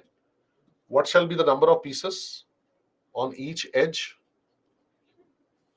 It shall be 4, 5, and 6. So 4 into 5 into 6, there are 120 pieces actually. Okay. And here the values are, let us say, you can say this is N1, this is N2, and this is N3. Because the value of N here does not happen to be the same. No, so I can't have the total number of cubes as N cube. I get N cube when, in each direction we get same number of cubes, that is N. So N into N into N is going to be N cube. All right. So let me just define it for you. If you remember, for a cube, the total number of pieces is N cube. That is N into N into N. But for a cuboid, the total number of pieces happen to be N1 into N2 into N3.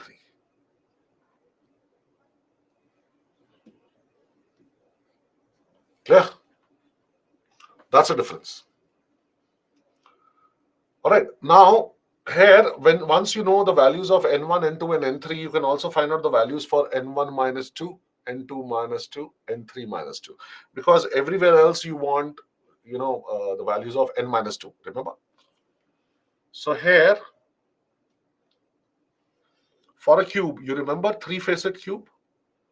Those pieces which have three faces colored is nothing but it is always 8. Okay. So here, the number of cubes which have three faces colored is also always 8 because there are 8 corners, so there won't be any change for that. Two faces colored, do you remember? 12 into n minus 2. Now, how is this 12 into n minus 2? There are 3 different directions. Remember, there are 3 different directions. So actually, this is 4 into n minus 2 plus 4 into n minus 2 plus 4 into n minus 2. Now, n minus 2 is common, isn't it so? Because n happens to be the same everywhere. That is why it got added and it became 12 into n minus 2. Whereas here, the only difference is two-faced is going to be 4 into n1 minus 2 plus 4 into n2 minus 2 plus 4 into n3 minus 2. Don't get scared. So 4 into n1 minus 2 plus n2 minus 2 plus n3 minus 2. And I'm solving one question, alongside, actually, if you remember here. So in this question also, three-face is going to be how much? 8. But two-face is going to be how much? It is going to be 4 into, now here n1, n2, n3 are these. So how much is n1 minus 2, n2 minus 2, n3 minus 2 in this case? 4 minus 2, 5 minus 2, 6 minus 2. So what are the values I'll get? 2, 3, and 4. Correct? So two-faced is 4, into 2 plus 3 plus 4. That's it. Huh? So simple. So that is 5 plus 4, 9. 9 fours are 36. So 8 here, 36 here. Okay.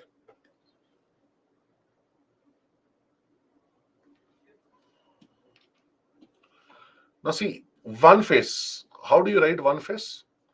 6 into n minus 2 whole square. Huh? If I open this actually into three sides, because 6 is a multiple of 3. So 2 in each side, I can write this as 2 into n minus 2, n minus 2 plus 2 into n minus 2, n minus 2 plus 2 into n minus 2, n minus 2. N minus 2 into n minus 2 is n minus 2 whole square, which is common to all the three sides because the value of n is same everywhere. So that is why it became 6 into n minus 2 whole square. Whereas in this case, one face is going to be 2 into n1 minus 2 into n2 minus 2 plus 2 into n2 minus 2 into n3 minus 2 plus 2 into n3 minus 2 into n1 minus 2. Take 2 as common here. Okay. So 2 into n1 minus 2 into n2 minus 2 plus n2 minus 2 into n3 minus 2 plus n3 minus 2 into n1 minus 2. Seems lengthy, whereas it is not. That's what I'm trying to tell you. Because now I'm going to solve a question here. Okay, so let's just do this. So one phase will be how much here? 2 into 2 into 3 plus 3 into 4 plus 4 into 2. So it becomes so simple. No? So this is equal to 2 into, this is 2 into 3, 6 plus 3 into 4, 12 plus 4 into 2, 8. So 12 and 8, 20, 20 and 6, 26 and 2 is 52. That's it. Okay, now zero facet, how you used to write?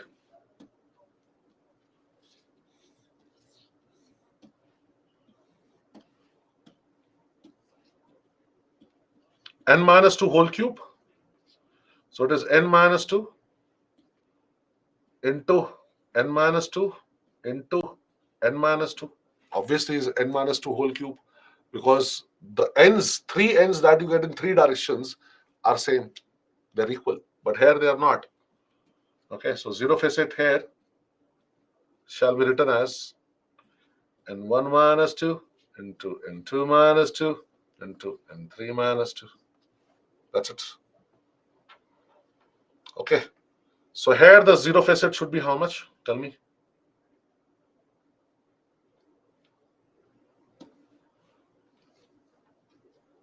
Okay, here zero facet is going to be, what do you have? 2, 3, 4. So 2 into 3 into 4.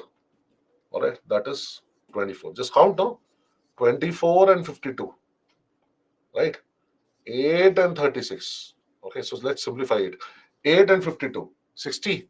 36 and 24. 60. 60, 60. 120. Over. So when you look at the formulas, they seem very lengthy. Okay. But if you just simply, take this, it would be easy.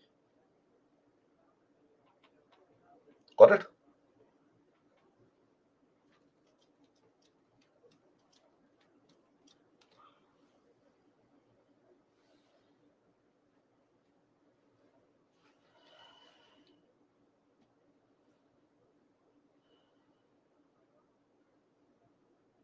All right.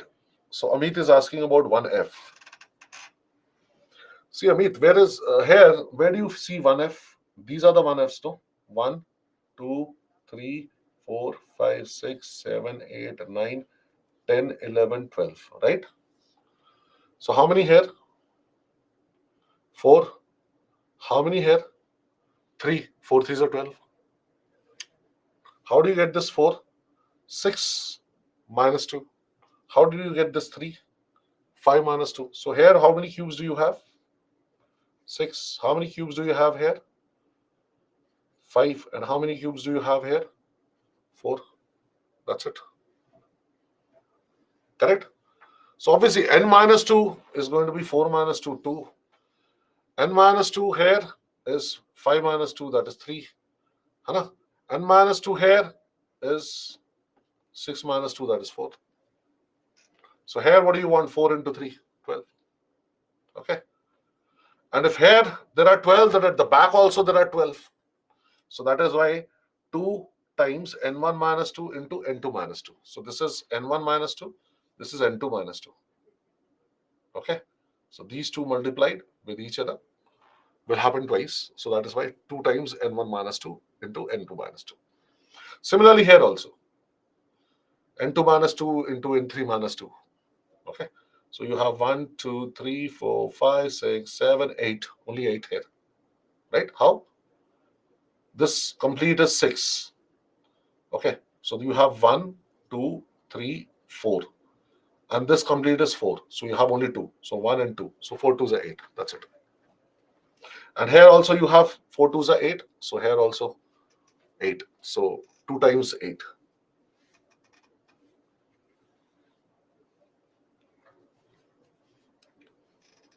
That's what I'm telling you, Vivek. n1 minus 2 into n2 minus 2 into n3 minus 2. The values are 2, 3, and 4. That's all that I did here. 2 into 3 into 4. N1 is what? 6. 6 2 minus 2. N2 is what? 5. 5 minus 2. N3 is what? 4. 4 minus 2. So 6 minus 2. 5 minus 2. 4 minus 2. So 2 into 3 into 4. Alright, so you get 24 only. Got it?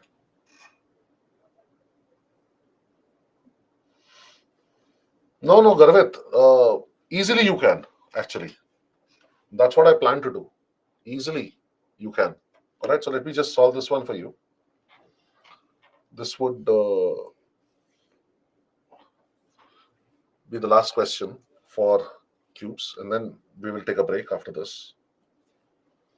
A cuboid of dimensions 7, 5, and 3 is painted red, green, and blue color on each pair of opposite faces of dimensions 7 into 5, 5 into 3, and 7 into 3. Then the cuboid is cut and separated into various cubes, each of side length 1 centimeter. So which of the following statements is or are correct? So if you want to draw a diagram, that's a different thing, although you don't need to. But just because I need to give you more clarity, okay, so let me just draw it for you.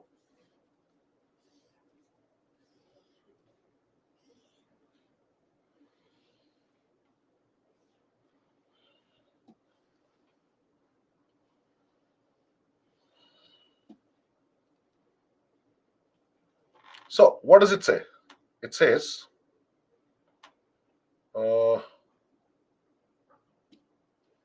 7 centimeters. So let this be 7 centimeters. Okay, this one be 7 centimeters. All right, so I need to divide it into 7 parts. So that means 6 cuts I will give. Okay, so 1, 2, 3, 4, 5, and then 6 cuts. They may not be symmetrical, but then rough is rough.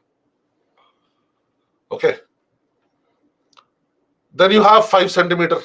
So for 5, you need to give 4 cuts. Okay, because you want 1 centimeter length. So let this be 5. So I need to give 4 cuts here. So 1, 2, 3, and 4.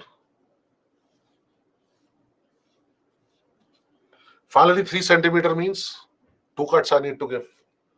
So two cuts I'm making here. Like this. Over. Don't be afraid. That's the whole point. Who dares wins. Okay. जो डर गया समझो उसका काम हुई गवा है. Now look at these sides. I just want you people to know this is 7, 5, and this is 3. So he says opposite faces of dimensions 7 and 5. Which are the dimensions of 7 and 5? These are the dimensions of 7 and 5, right? 7 here, 5 here. Okay.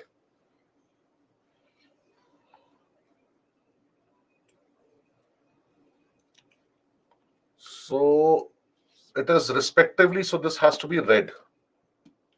Let me give this to you. This is red. Okay. At the back side also it is red. 5 and 3 is green. So let me just paint it green. Okay. Now this is 5. Here also it is 5. Okay. Here it is what? It is 3. Correct? Or this is 3. Yes. This is 5 and 3. Okay. This will be 5. This shall be 3. This is painted green. So this is also green. 7 and 3. See, this is 7. Is it or not? 1, 2, 3, 4, 5, 6, 7. And this is 3. Okay, so this is to be colored blue. So this is blue. So this is also blue. Opposite sides. Now there are exactly 15 small cubes with no paint on any face. Now that's the whole point. Here, the value of n1 is 7. The value of n2 is 5. The value of n3 is 3. So value of n1, see, what would be zero facet here? n1 minus 2 into n2 minus 2 into n3 minus 2. So do you need a diagram here? No. So you already have 7, 5 and 3 here, isn't it so? So you have 7 minus 2, 5, 5 minus 2, 3, 3 minus 2, 1. 5 threes are 15, so the statement is correct. Got this? All right. Now next one, he says there are exactly 6 small cubes with exactly 2 faces, one painted with blue, other painted with green. Blue and green. Do you see this? This is blue, this is green. So you have only one hair. One hair, then one hair. So two. So two hair, then two on the other side. So actually there are 4, not 6. So this is incorrect. Do you need a diagram actually? That's what I'm trying to tell you. Okay. So as simple as that. Yes. So you need more practice, obviously. So this is the demand of UPSC. This was simple question, did not require much time. This requires a little bit of time, but then so be it. If the concept is clear, 2.5 marks in your pocket.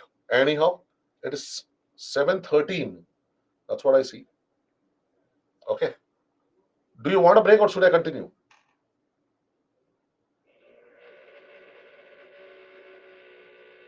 You want a break, is it? Oh, it is 7:14 now. So let's be back by 7:29, please. Break till 7:29. मिलते हैं break के बाद.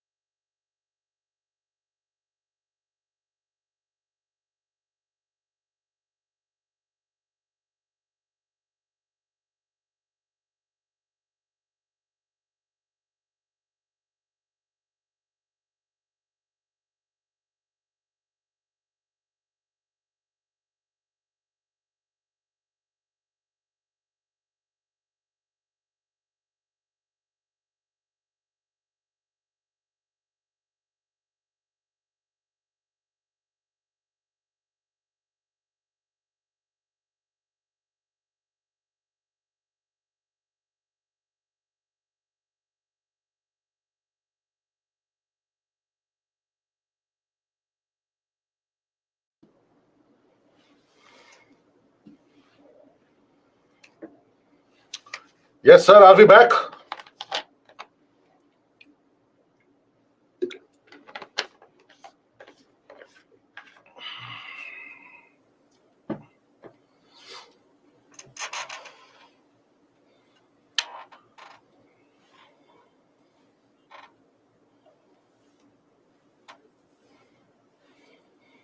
All right, then. We move on to the next topic, and that is logical correctives. Now, the need for this topic is independent questions have appeared on this topic, as well as questions pertaining to puzzles. They involve such statements. So, how to interpret such statements? Types of correctives. If P happens, then Q follows. Or whenever P happens, then Q follows. Either P happens or Q happens. Or unless P happens, then Q happens. Only if P happens, then Q follows. Q follows only if P happens. So these are the various correctives. Now this might look a little vague, but when I just that you can revise, Ankita. All right, and then maybe later on we can take it. Now see, you have a statement here. If the tea is hot, then I will drink it. Whatever part of the statement follows if, that is to be treated as P, and whatever follows then or after the comma, it is to be treated as Q. If P happens, then Q follows. So if the tea is hot, then I will drink it. Okay, that is the condition which has been laid down. Now see, tea is hot. What should I do? Please tell me. What should I do? Very fast, please type. Please type very fast. Yes. As the condition is fulfilled, the tea is hot, then the action which needs to be performed on it, that is, I will drink it, will follow. Now, tea is not hot. What should I do? Tea is not hot.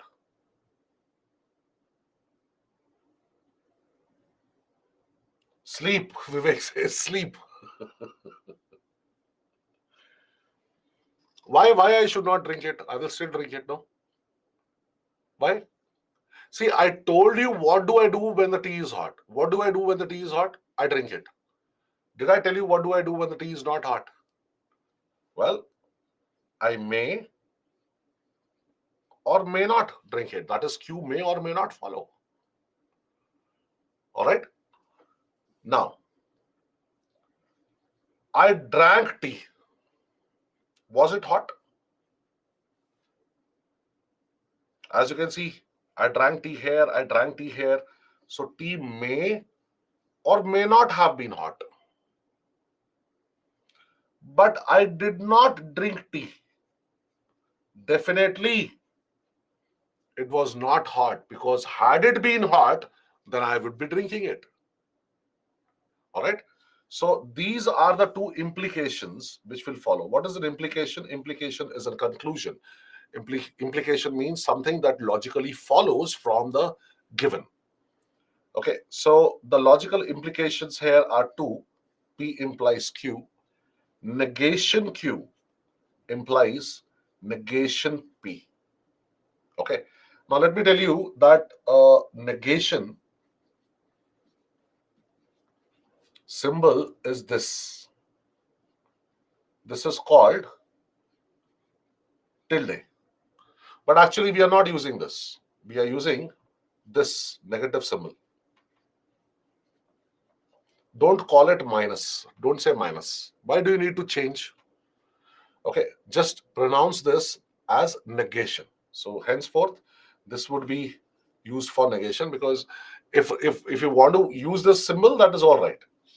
Okay, but you're not used to drawing this symbol again and again, so better have it as a minus symbol. Okay, but don't pronounce it as minus. Say negation Q implies negation P. So negation, what is a negation? Negation is nothing but it is opposite of a statement. I will go. What is negation of this? I will not go. He did not come. What is negation of this? He came. So negation is nothing but it is opposite of a statement. So these are the two implications, please remember. P happens, then Q follows.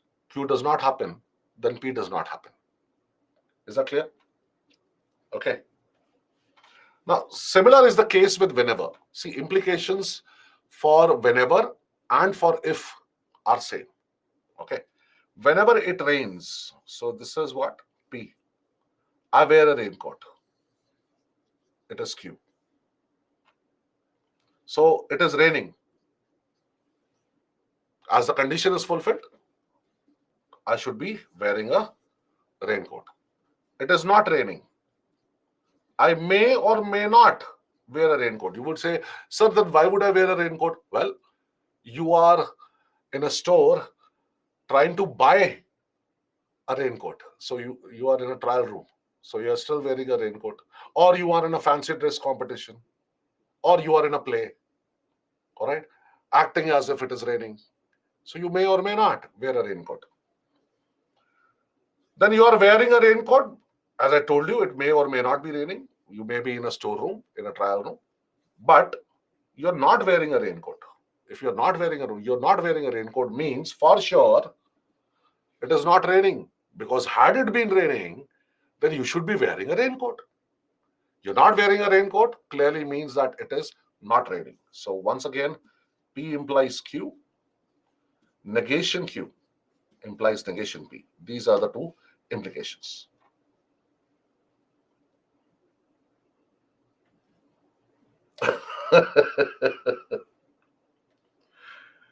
Vivek says, you may be married or you are crazy wearing a raincoat. Ravi is saying that. Okay. Never mind. So P implies Q, negation Q implies negation P. Now see, this is of the form the shark flies the aeroplane is Q because whatever follows the word if has to be P. So this is of the form Q if P. Q happens if P happens. Now see, this is all nonsense. All right.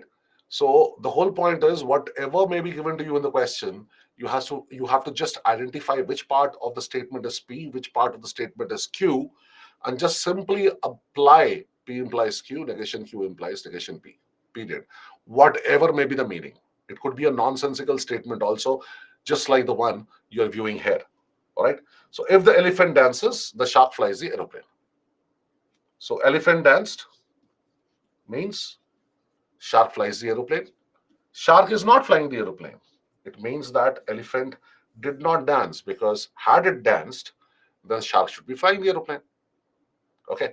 None of this makes sense. So what we're going to do is the reason why I've included this, nonsensical kind of a statement is to let you know the meaning of the statement does not matter. Simply identify whatever follows if, whichever part of the statement follows if, that is to be treated as P. The remaining part of the statement is Q. Okay. So then simply apply P implies Q, negation Q implies negation P. Either I sleep or I play. So either I do P or I do Q. Now either or here is inclusive. Please know this. Okay. It is inclusive because when you have P or Q, it means at least one. So please know this that an either or statement means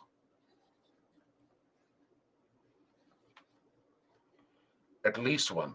Remember, some means at least one. Okay. In Venn diagrams, T means at least one. Remember? So it means that either I sleep or I play means I will perform at least one out of these two activities. So I may perform P, all right, and not Q. I may perform Q and not P. I may perform both the activities. Please know this. Okay. So the whole point is I'm sleeping. I may or may not be playing. I'm playing, I may or may not be sleeping. Don't take the meaning. And as it is, I mean, don't say, sir, if I'm sleeping, how could I be playing? Well, why not? You're playing a game. Sleep, sleep, sleeping game. Let's see who can sleep for longer hours, 72 hours, 74 hours. So that becomes a game which you are playing. All right. Forget it. As I told you before, just identify which part is P, which part is Q, and just follow the implications. So here you can't say anything for certain. But I'm not sleeping and I must perform at least one out of these two activities. So it means definitely I am playing. I'm not playing and I must perform at least one out of these two activities. So it means I must be sleeping. So the two implications to either or are negation P implies Q, negation Q implies P. Please know this. I can win that game. Amit is saying, I'm sleeping and playing in dreams. Sir, while sleeping, how to play? Just told you.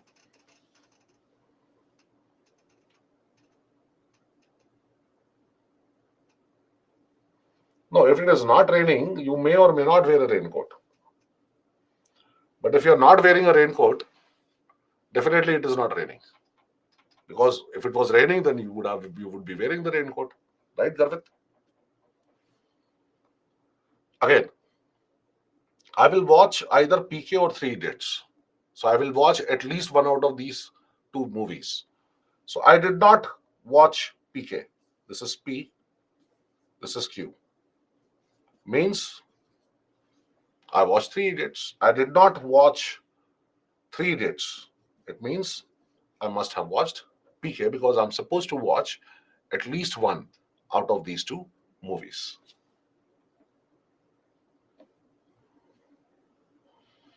Now, either or and unless both have same implications. Unless I study, I will not pass. Do you understand this?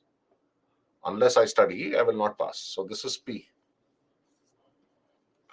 and this is Q. Q itself is a negative statement. Know this. It has a not in it. So negation P implies Q. I did not study means I did not pass. Negation Q implies P. I passed means I studied.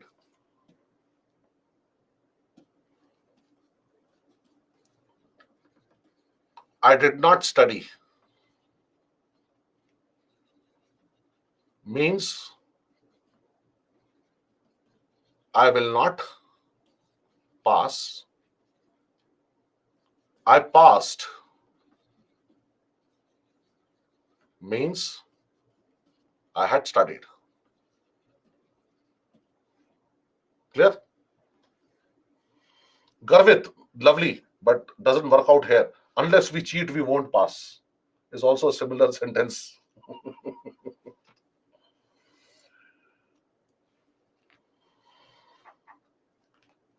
Unless I dishum, you will not study. Huh?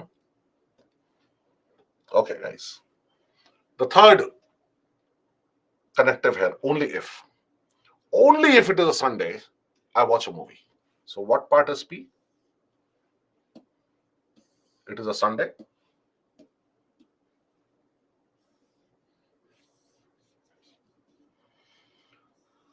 And this must be Q. All right. Now, first of all, the meaning of word only, which I have already told you when we were discussing Venn diagrams, it means nothing else apart from the given. Nothing else apart from the given. Please know this. Okay. Nothing else apart from the given. So when I say only if it is a Sunday, then I watch a movie, it means I do not watch a movie from Monday to Saturday. Okay. I do not watch a movie from Monday to Saturday. It does not mean that it is a Sunday, then I must be watching a movie. All right. Only negates each another possibility apart from the one which is given to you. So it is a Sunday. Am I watching a movie? No, I may or may not watch a movie. But if I have watched a movie, I have watched a movie means definitely it is a Sunday because I do not watch a movie on any other day apart from Sunday. But if it is a Sunday, it does not mean that I'm definitely watching a movie. Okay. So only basically excludes each and every other possibility apart from the one which is given to you. Now, I did not watch a movie. Okay. So it may or may not be a Sunday. But it is not a Sunday. It is a Monday, Tuesday, Wednesday, Thursday, Friday, Saturday. Definitely, I'm not watching a movie. When do I watch a movie? Only if it is a Sunday, which means I do not watch a movie on any other day of the week. So the implications here are Q implies P, negation P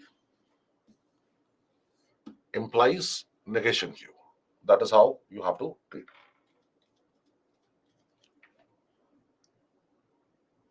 Now see, whatever follows only if has to be taken as P. And the rest of the statement has to be taken as Q. So you reread this after taking it here. Only if I work hard, I will be able to make a career. So Q implies P. I'm able to make a career. Means I worked hard. Negation P implies negation Q. I did not work hard. So it means I will not be able to make a career. So that is how you view this.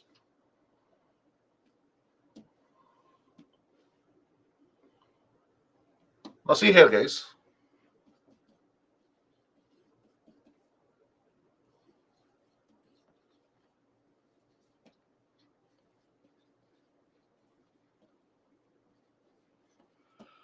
One very simple way of remembering this, I'm telling you. See, the first is if P, then Q, which can also be written as whenever P, then Q. Second is either P or Q, which can be also written as unless P, then Q. And the third is only if P, then Q. I want you to remember the first implication of this. That's it. Can you remember this? If P, then Q, P implies Q. If P, then Q, P implies Q. Can you remember this much? Confirm, please confirm. Can you remember this much? Please hurry up, type. What? Endra. Yes. Now, when you write the second implication, what you do is change the sides and change the signs. Change the sides, okay, and change the signs. So as such, you can say that P and Q here are positive, so here they become negative. Okay, so P implies Q, negation Q implies negation P. P implies Q, negation P, negation Q implies negation P. Over. Now, whatever are the implications for if P then Q, reverse them, you get the implications for only if P then Q. So you remember P implies Q, so only if P then Q shall be Q implies P. See, P implies Q, reverse Q implies P. Then change the sides and change the sign. Q implies P, negation P implies negation Q. Either P or Q always begins with a negation. Okay, so negation P implies Q, negation Q implies P. Over. All right. So these are implications. Now, what is a negation? Negation is opposite of a statement. So what will be, you treat negation as a stubborn, spoiled brat who loves breaking the rules. Okay. So I laid down a condition. If the tea is hot, then you should drink it. If the tea is hot, then you should drink it. So what is the rule? Tea is hot means you will drink it. But you are a rule breaker. You are an obstinate, stubborn, spoiled brat. So you say, tea is hot, huh? You want me to drink it, huh? Okay, I will not drink it. I'll break the rule. So basically, what happened here is P happened and still Q did not happen. Okay. And because there is an ampersand and you can write it in the reverse also. Tea was hot and I did not drink it. I did not drink tea, although it was hot. Okay. So when I say, see, either you sleep or you play, do at least one out of these two. Now, in English language, also either or is negated as neither nor. All right. So you being stubborn, ziddi bacha, dhet bacha, huh? Spoiled brat. You say you want me to perform at least one out of these two activities. I will perform neither of these. Do whatever you want. So neither P nor Q happens. So when I say either you perform at least one out of these two things, at least one out of these two, all right, you say I will perform none. What is opposite of at least one? Zero. Okay, so negation P and negation Q, negation Q and negation P. Only if it is a Sunday, then you will watch a movie. Which means, what is the rule that I have laid down? You will not watch a movie from Monday to Saturday. Only if it is a Sunday, then you will watch a movie. How will you break the rule? By watching a movie on other day than Sunday. Other than Sunday, right? Monday to Saturday. My rule was you will not watch a movie from Monday to Saturday. Only if it is Sunday, then you will watch a movie. You will break the rule by watching a movie from Monday to Saturday, any one of these days. So P gets negated here. Okay. So this is negation P and Q, Q and negation P. Interchange you can write like this. So in short, you can remember this. In short, you can remember this, that in if P then Q, Q is negated, as you can see here. Either or is negated as neither nor, so both are negated. And only if P then Q, P is negated, as you can see here. So Q both P negated, Q negated, both are negated, P negated. As it is, you must remember this order sequence. If either or only if either or only if either or only if either or only if. Q negated, both negated, P negated. So negations also you can remember easily like this. Okay. Are we clear? Yes, you can do both. That will be one of the possibilities, but here, these are the implications. Please remember. Okay, please remember the implications and please remember the negations. Please remember, very important. Okay, so they are written here also for your reference. All right.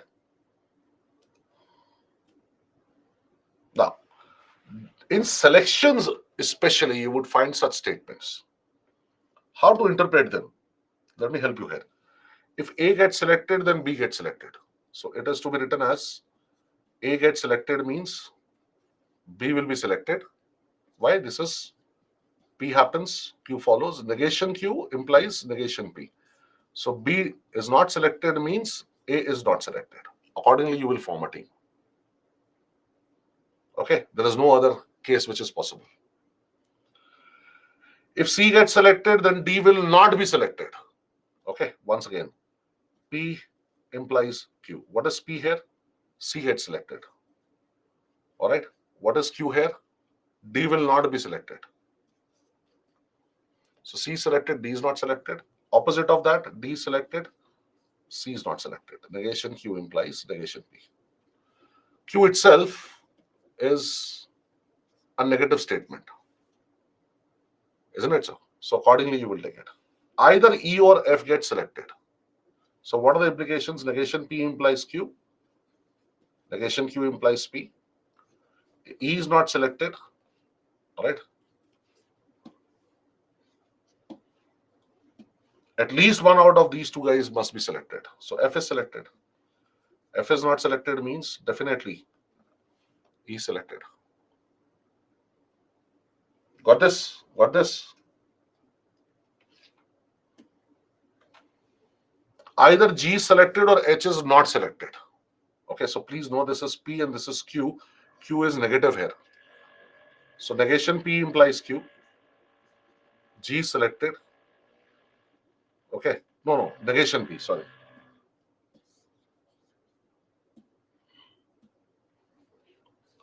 G is not selected means Q as it is. H is not selected. Interchange.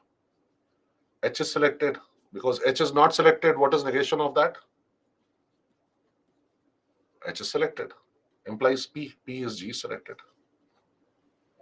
Just notice this, whatever symbols you are putting in the first implication, you need to interchange the two persons and you need to put the opposite symbols. That's all that you need to do. And you are done.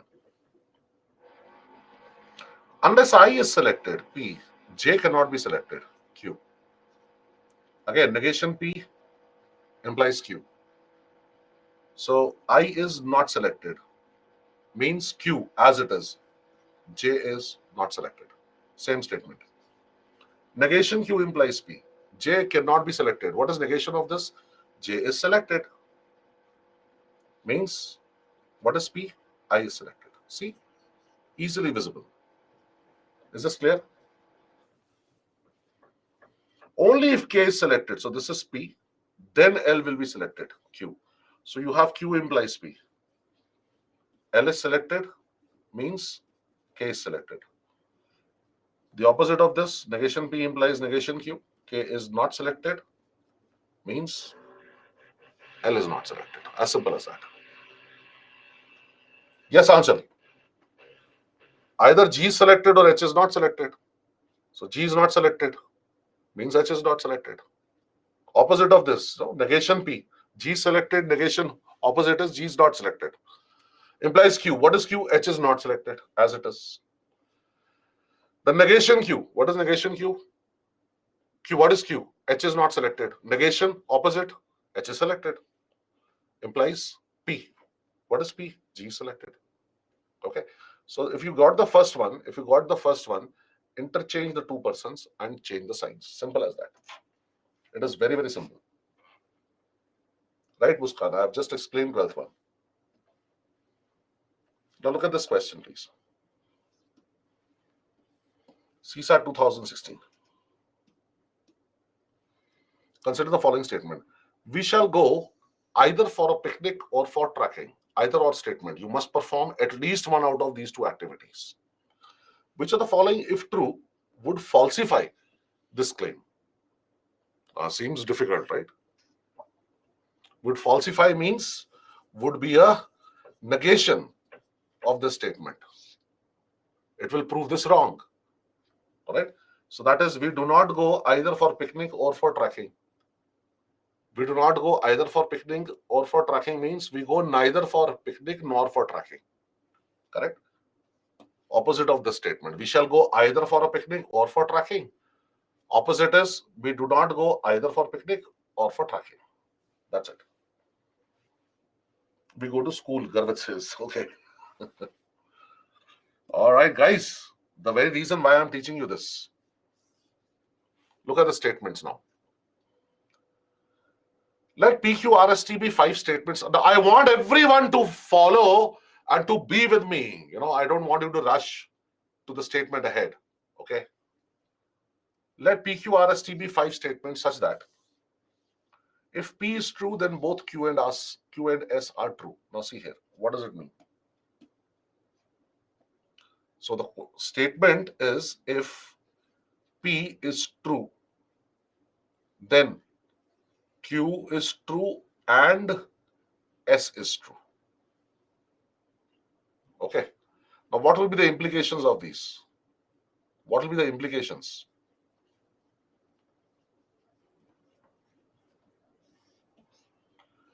P is true. It means both Q and S will be true, right? Now, negation of Q and S will mean negation of P. So open this, open this. It means Q is not selected or Q is not true. Now please know that negation of and, opposite of and is or, opposite of or is and. Please know this. So negation Q, or let us say Q is not true, or S is not true. Even if one of them is not true, then P is not going to be true.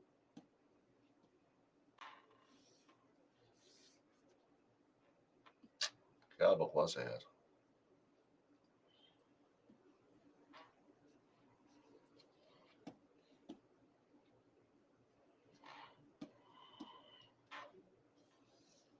So you need to keep these two things in mind.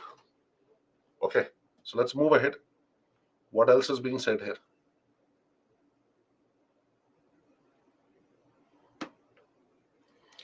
If R and S are true, then T is false. So he says if R is true and S is true, it means T is false. Okay. Now, what shall be the implications for these? What shall be the implications for these? P implies Q. R is true and S is true means T will be true. T will be false. Okay. Opposite of this. Opposite of this. T is true. Right? Means either R is false or S is false. Okay. Opposite of tick here is cross. Opposite of and is or. Opposite of tick is cross. Okay. So these are the two implications that you must keep in mind here. Okay. Now, two statements we are done with. Which one of the following can be concluded? Go to the conclusion. If T is true, then at least one of P and R must be false. At least one of P and R must be false. Okay, let's verify this. We have 5 persons here. Who are the persons? Who are the persons? P, Q, R, S, T.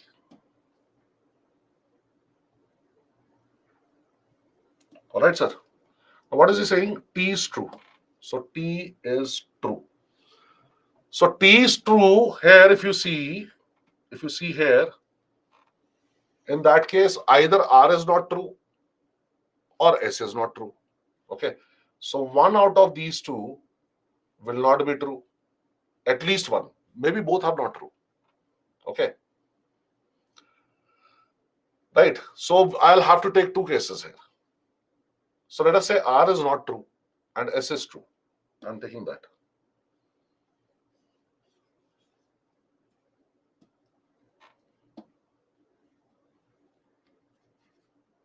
See, such questions have started coming actually. R is not true and S is true. Let us say. Okay. And he says at least one out of P and R must be false. Both can also be false, maybe. All right. Then what does P say? P is true, then Q and S both are true. So maybe P is true and Q and S both are true. Fits in. Okay. Now let us say R is true and S is not. P is true, then R is true and S is not.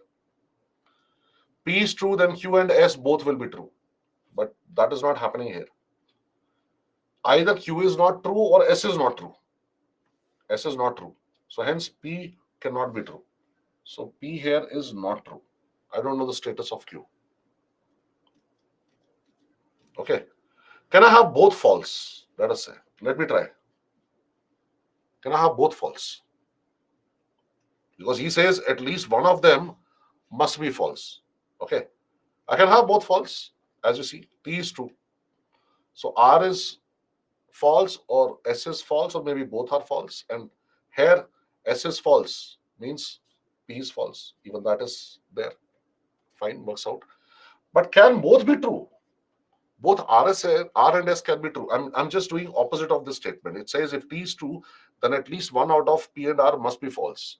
Let me try opposite of this. Maybe both are true. Maybe both are true. Let me see. If at all I'm still getting an arrangement with both P and R as true, then sir, in that case,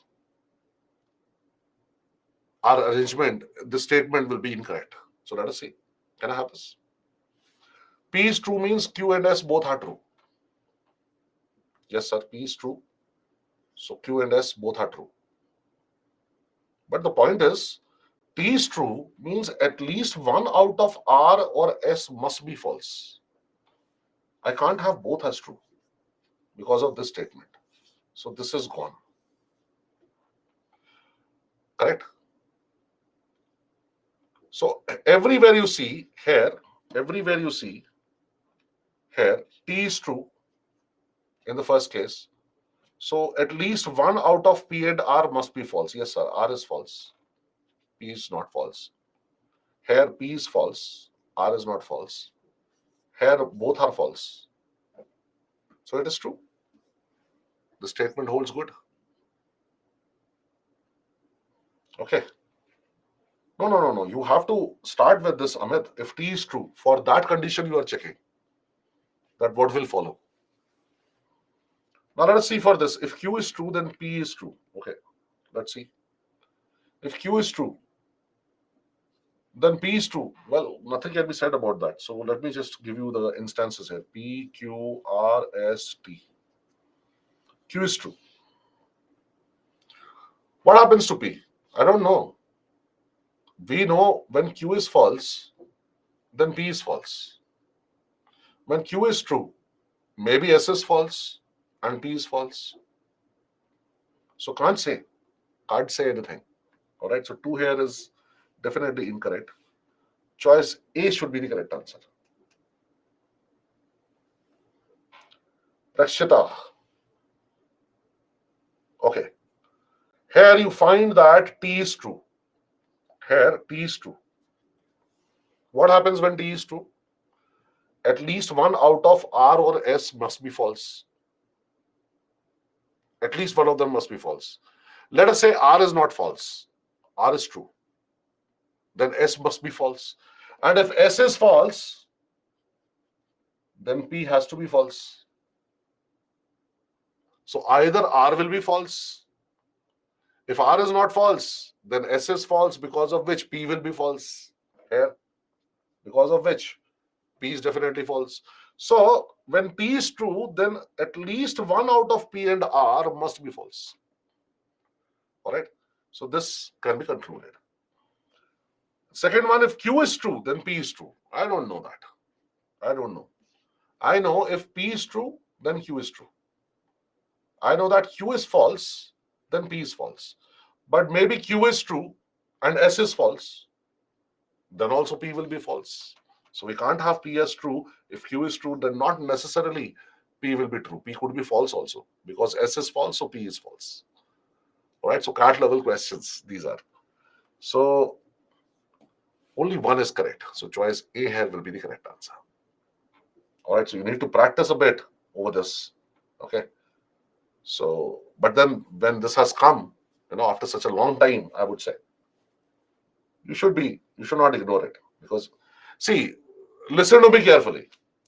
You should know how to solve simple questions for each of the topics. If the question is difficult and you're not able to solve there, obviously you will not solve there. You will skip and we will move on to the other question. Okay. Sometimes it happens when you attempt a question once or twice, it strikes you. Second time, when you attempt the question, then it strikes you. So just take a chance there. I just explained, Sakshi. T is true. Okay. T is true, then what happens? At least one out of R or S will be false. If R is false, that means S is true. And he's saying one out of these two must be false. If S is false, R is true, then S is false. Here, it is written. See? S is false, means P must be false. So from this statement, R or S, at least one out of these two must be false. If R is true, then S is false. S is false, means P is false. If R is false, so anyhow R is false because he's saying either at least one out of these two must be false. Okay, which is something that can be concluded. All right, it logically follows from that. It was the toughest paper so far. Not even 10% people could clear it actually, Piyush. All right, sir.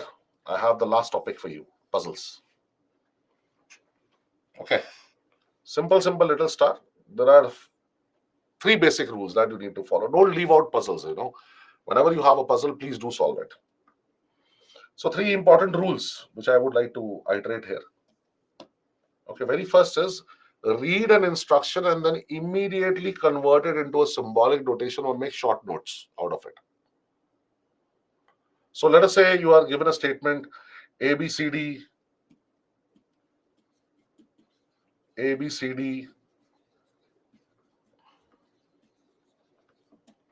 are standing in a row. There are two persons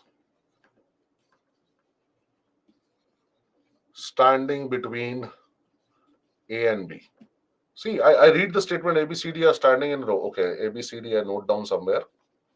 And then there are two persons standing between A and B. 1, 2, 3, 4. So this is A, this is B. There are two persons standing between A and B. The moment you read a statement, immediately your pen should start working. Don't move on to the next statement unless you have worked on the first statement and then the second statement. All right, bit by bit, you should solve question. Okay. Take every possibility into account while making arrangements. So we made an arrangement here, A, B. The statement here said there are two persons standing between A and B. The statement here does not indicate A is to the left or B is to the left. Nothing is given. So take every possibility into account. A could be to the right and B could be to the left. So take every possibility. Don't have a bias in your mind, all right, while making the arrangements. So obviously the remaining are C and D, but who told you C is to standing to the left of D? So again, two possibilities. So in total, we get four arrangements. Two for AB, two for CD. Okay. Now you found out that the positions of ABCD are not fixed. So, it creates a kind of a doubt in your mind that you might have slipped or skipped some statement in the instructions. Then you tend to go back to the instructions and reread the question again and again and again and again, trying to find out that statement which does not exist. Why? Because you're used to fixed arrangements. So please be prepared for incomplete arrangements where it is not necessary that positions of these persons is fixed. Not necessary. It could be like this also. The positions may not be fixed, all right? The positions may not be fixed. Okay, so don't keep on reading the question again and again, thinking that you might have skipped a statement. All right. Okay. Let's take the questions from previous year papers. I'm starting with a very, very simple question. And I'm giving you a poll for this. Very, very fast.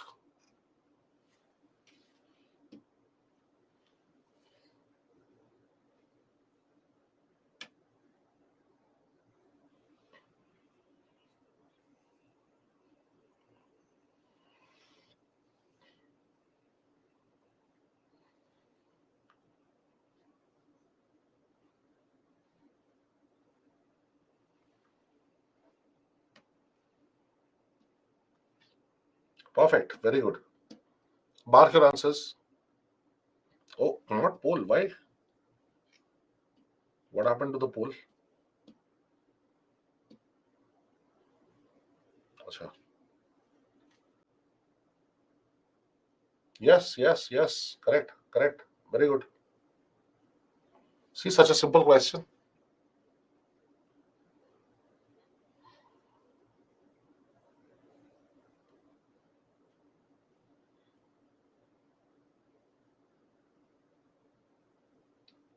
Cap is lunar. Okay.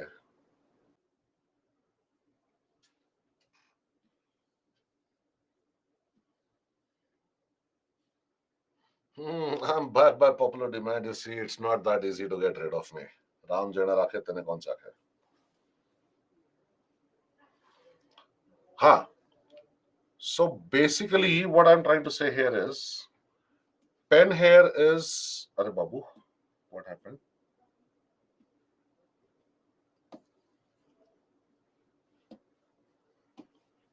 Pen is less than pencil, and pencil is less than book. You can combine. And book is greater than cap, which means cap is also less than book. All right, but is there a comparison between pen and cap and pencil and cap? No. Only one thing. Pen is less than pencil and pencil is less than book, so pen is definitely less than book. That's all that we can say. Hello, I'm not mute, Amit.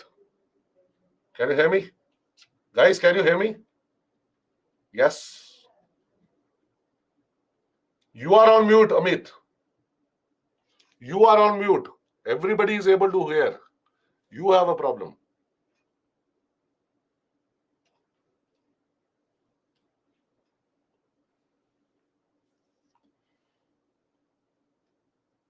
Seven books, PQ, RST, UV are placed side by side. Okay, so let me just place them side by side. All right, that'll be great. So here I go. P, Q, R, S, T, U, V. What next? So R, Q, T have blue covers. Okay, R is blue, Q is blue, T is blue. And other books have red color. So red cover.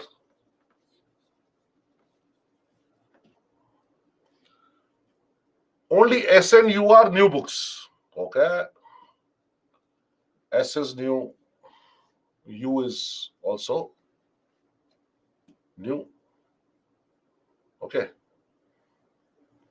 And then rest are old. So old, old, old, old, old. PRS are law reports. Okay, sir. This is law report. R is law report. S is law report. Rest are gazetteers. Okay. So rest are gazetteers. Okay. So this is a gazetteer, gazetteer, gazetteer, gazetteer. What do you want? Books of old gazetteers with blue covers. So you want a gazetteer first of all. Okay. So you don't want law books. So let's remove this. Now we have gazetteers. You want old, is it? So you don't want new. Over. Blue covers you want. So here you have blue, you don't want red. Here you have blue. You got this. Very choosy, yes. So CSAT 2021, this question appeared. Oh, okay, never mind. You can do it yourself.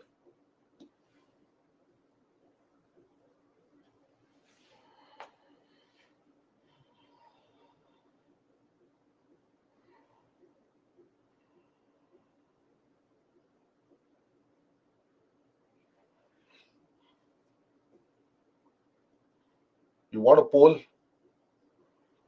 You're taking so much of time, no? That's a problem. That is why I'm not giving poll. I'm giving poll for 1 minute and then I'll explain. Okay.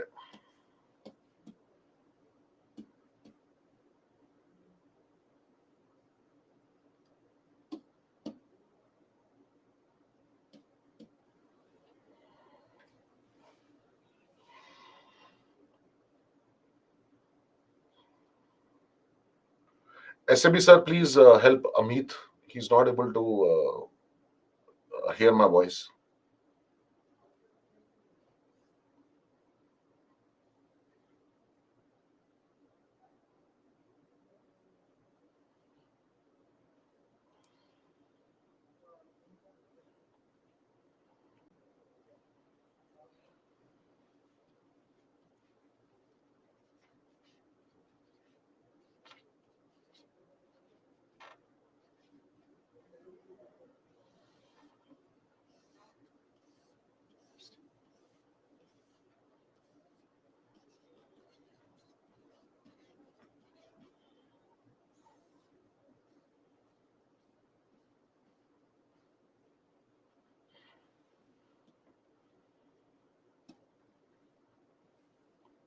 What happened to the poll?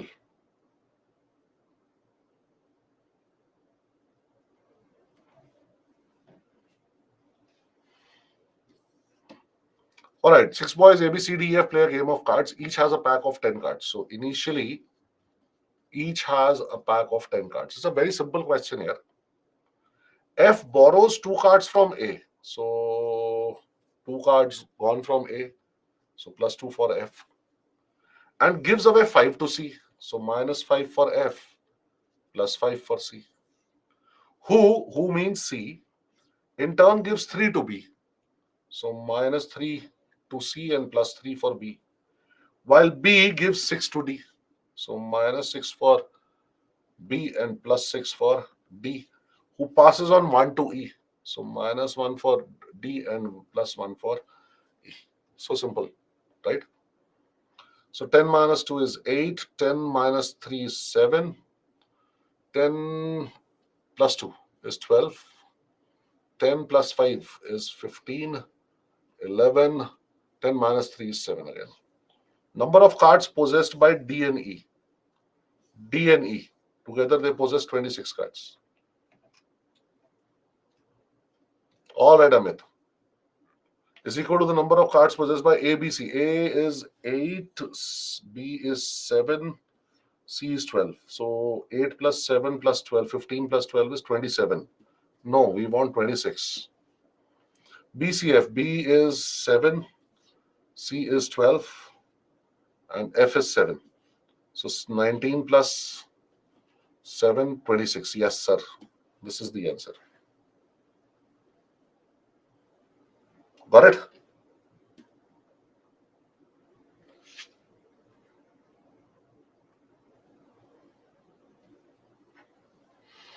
CSAT 2022 question. This we have done. Now this I'm doing. All right. If you want to do it alongside, that's your problem. That's all right. Three persons A, B, C are standing in a queue, not necessarily in the same order. There are four persons between A and B. I told you rule number 2 is take every possibility into account. So I can have A, 4B. Sorry. Between A and B, there are four persons where A is to the left of B. We can also have B, 4A. B is to the left of A. Nothing even, no? Seven persons between B and C. Aha. So seven persons between B and C could be this. Okay, it could be A4B. Sorry. Seven persons between B and C. So I go toward the left side. These are four persons, and one is A. So that makes it 5. One more person here, 6. So I can have C here. 4, 5, 6, 7. So two people here. I don't know which one is the correct arrangement. So I told you, no, you will have to take all the this thing. Thank you. If there are 11 persons ahead of C, ahead is towards left always. Okay, and 13 behind A. Okay, 11 persons ahead of C. Can I have it here? Ahead of C is this 7, 8. 7. This is 8, and this is 12. This is 13. 13 persons ahead of C. Huh? So now I know for sure. This is incorrect arrangement. So whichever arrangement does not work out, you can keep on eliminating such arrangements. Okay. Now here in this one, 11 persons ahead of C. So 11 I can have here. Okay. 13 behind A. 13 behind A. So 4 and 1, 5. Okay. And 8 here. This much I can have. And what if I do it here? This one I did not do. All right. 7 persons between B and C. So this is like this. Okay. So 4 and 1, 5 and 2, C. Like this. I can have it.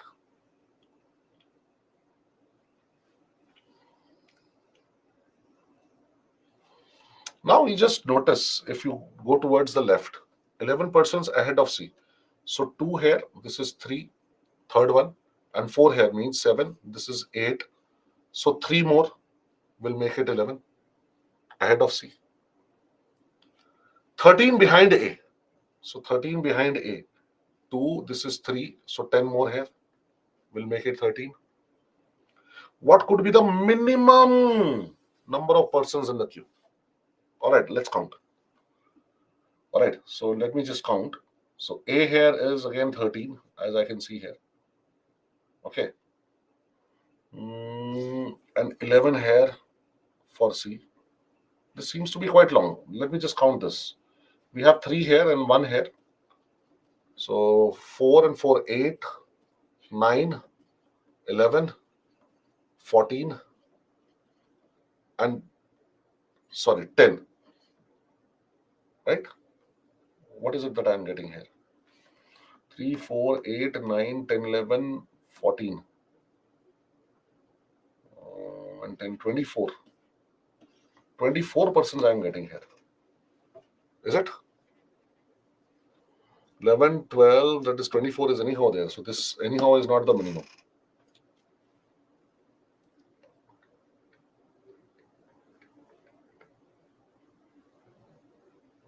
Just a minute. Just a minute. A, then 4, and this is 5.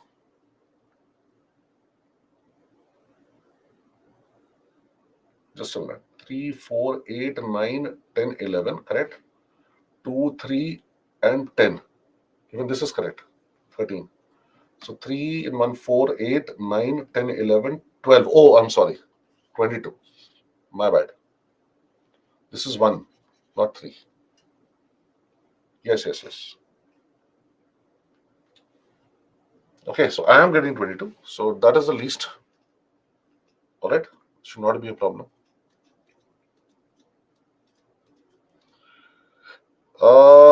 Let me just take this up tomorrow, circular table, because there are a lot of things which I need to tell you here. This one I'll just do very fast. This is quite a simple one. 6 lectures, A, B, C, D, E, F, each of 1 hour duration is scheduled between 8 and 2. Which lecture is in the third period? So 8, 9, 10, 11, 12, 1, 2. So third period. So this is first period, this is second period, this is third period. We don't know. So we need extra information. So data sufficiency kind of question. F is preceded by A and followed by C. So all it says is F is preceded by A and followed by C. So which is the third lecture? I can have AFC here. I can have AFC here. I can have AFC here. So many possibilities, no? There is no lecture after lecture B. So which is the third lecture? I don't know. Even if I combine these two, last lecture is B. So which is the third lecture? God knows. Okay. So hence, simply choice D here should be the correct answer. This is the shortcut, Garvit. If you're not ready to spend even this much time, then find out from the person who's sitting next to you how he has solved it. Okay. Anyhow, thank you so much. We'll continue tomorrow with remaining part of puzzles. Few questions are remaining. Okay. So good night, sweet dreams. Do well. Please, please, please revise. please practice regularly any subject which is being taught to you. That needs to be worked upon the same day. All right. So these days you should do only CSAT. All right. And a little bit more time you can spend on others, but majority of time you should be spending on CSAT because it is fresh in your memory. All right. Okay, sir. This is Kapil Datta signing off. We'll catch up again tomorrow. Till then, Tali ho. May God bless you all. Bye bye.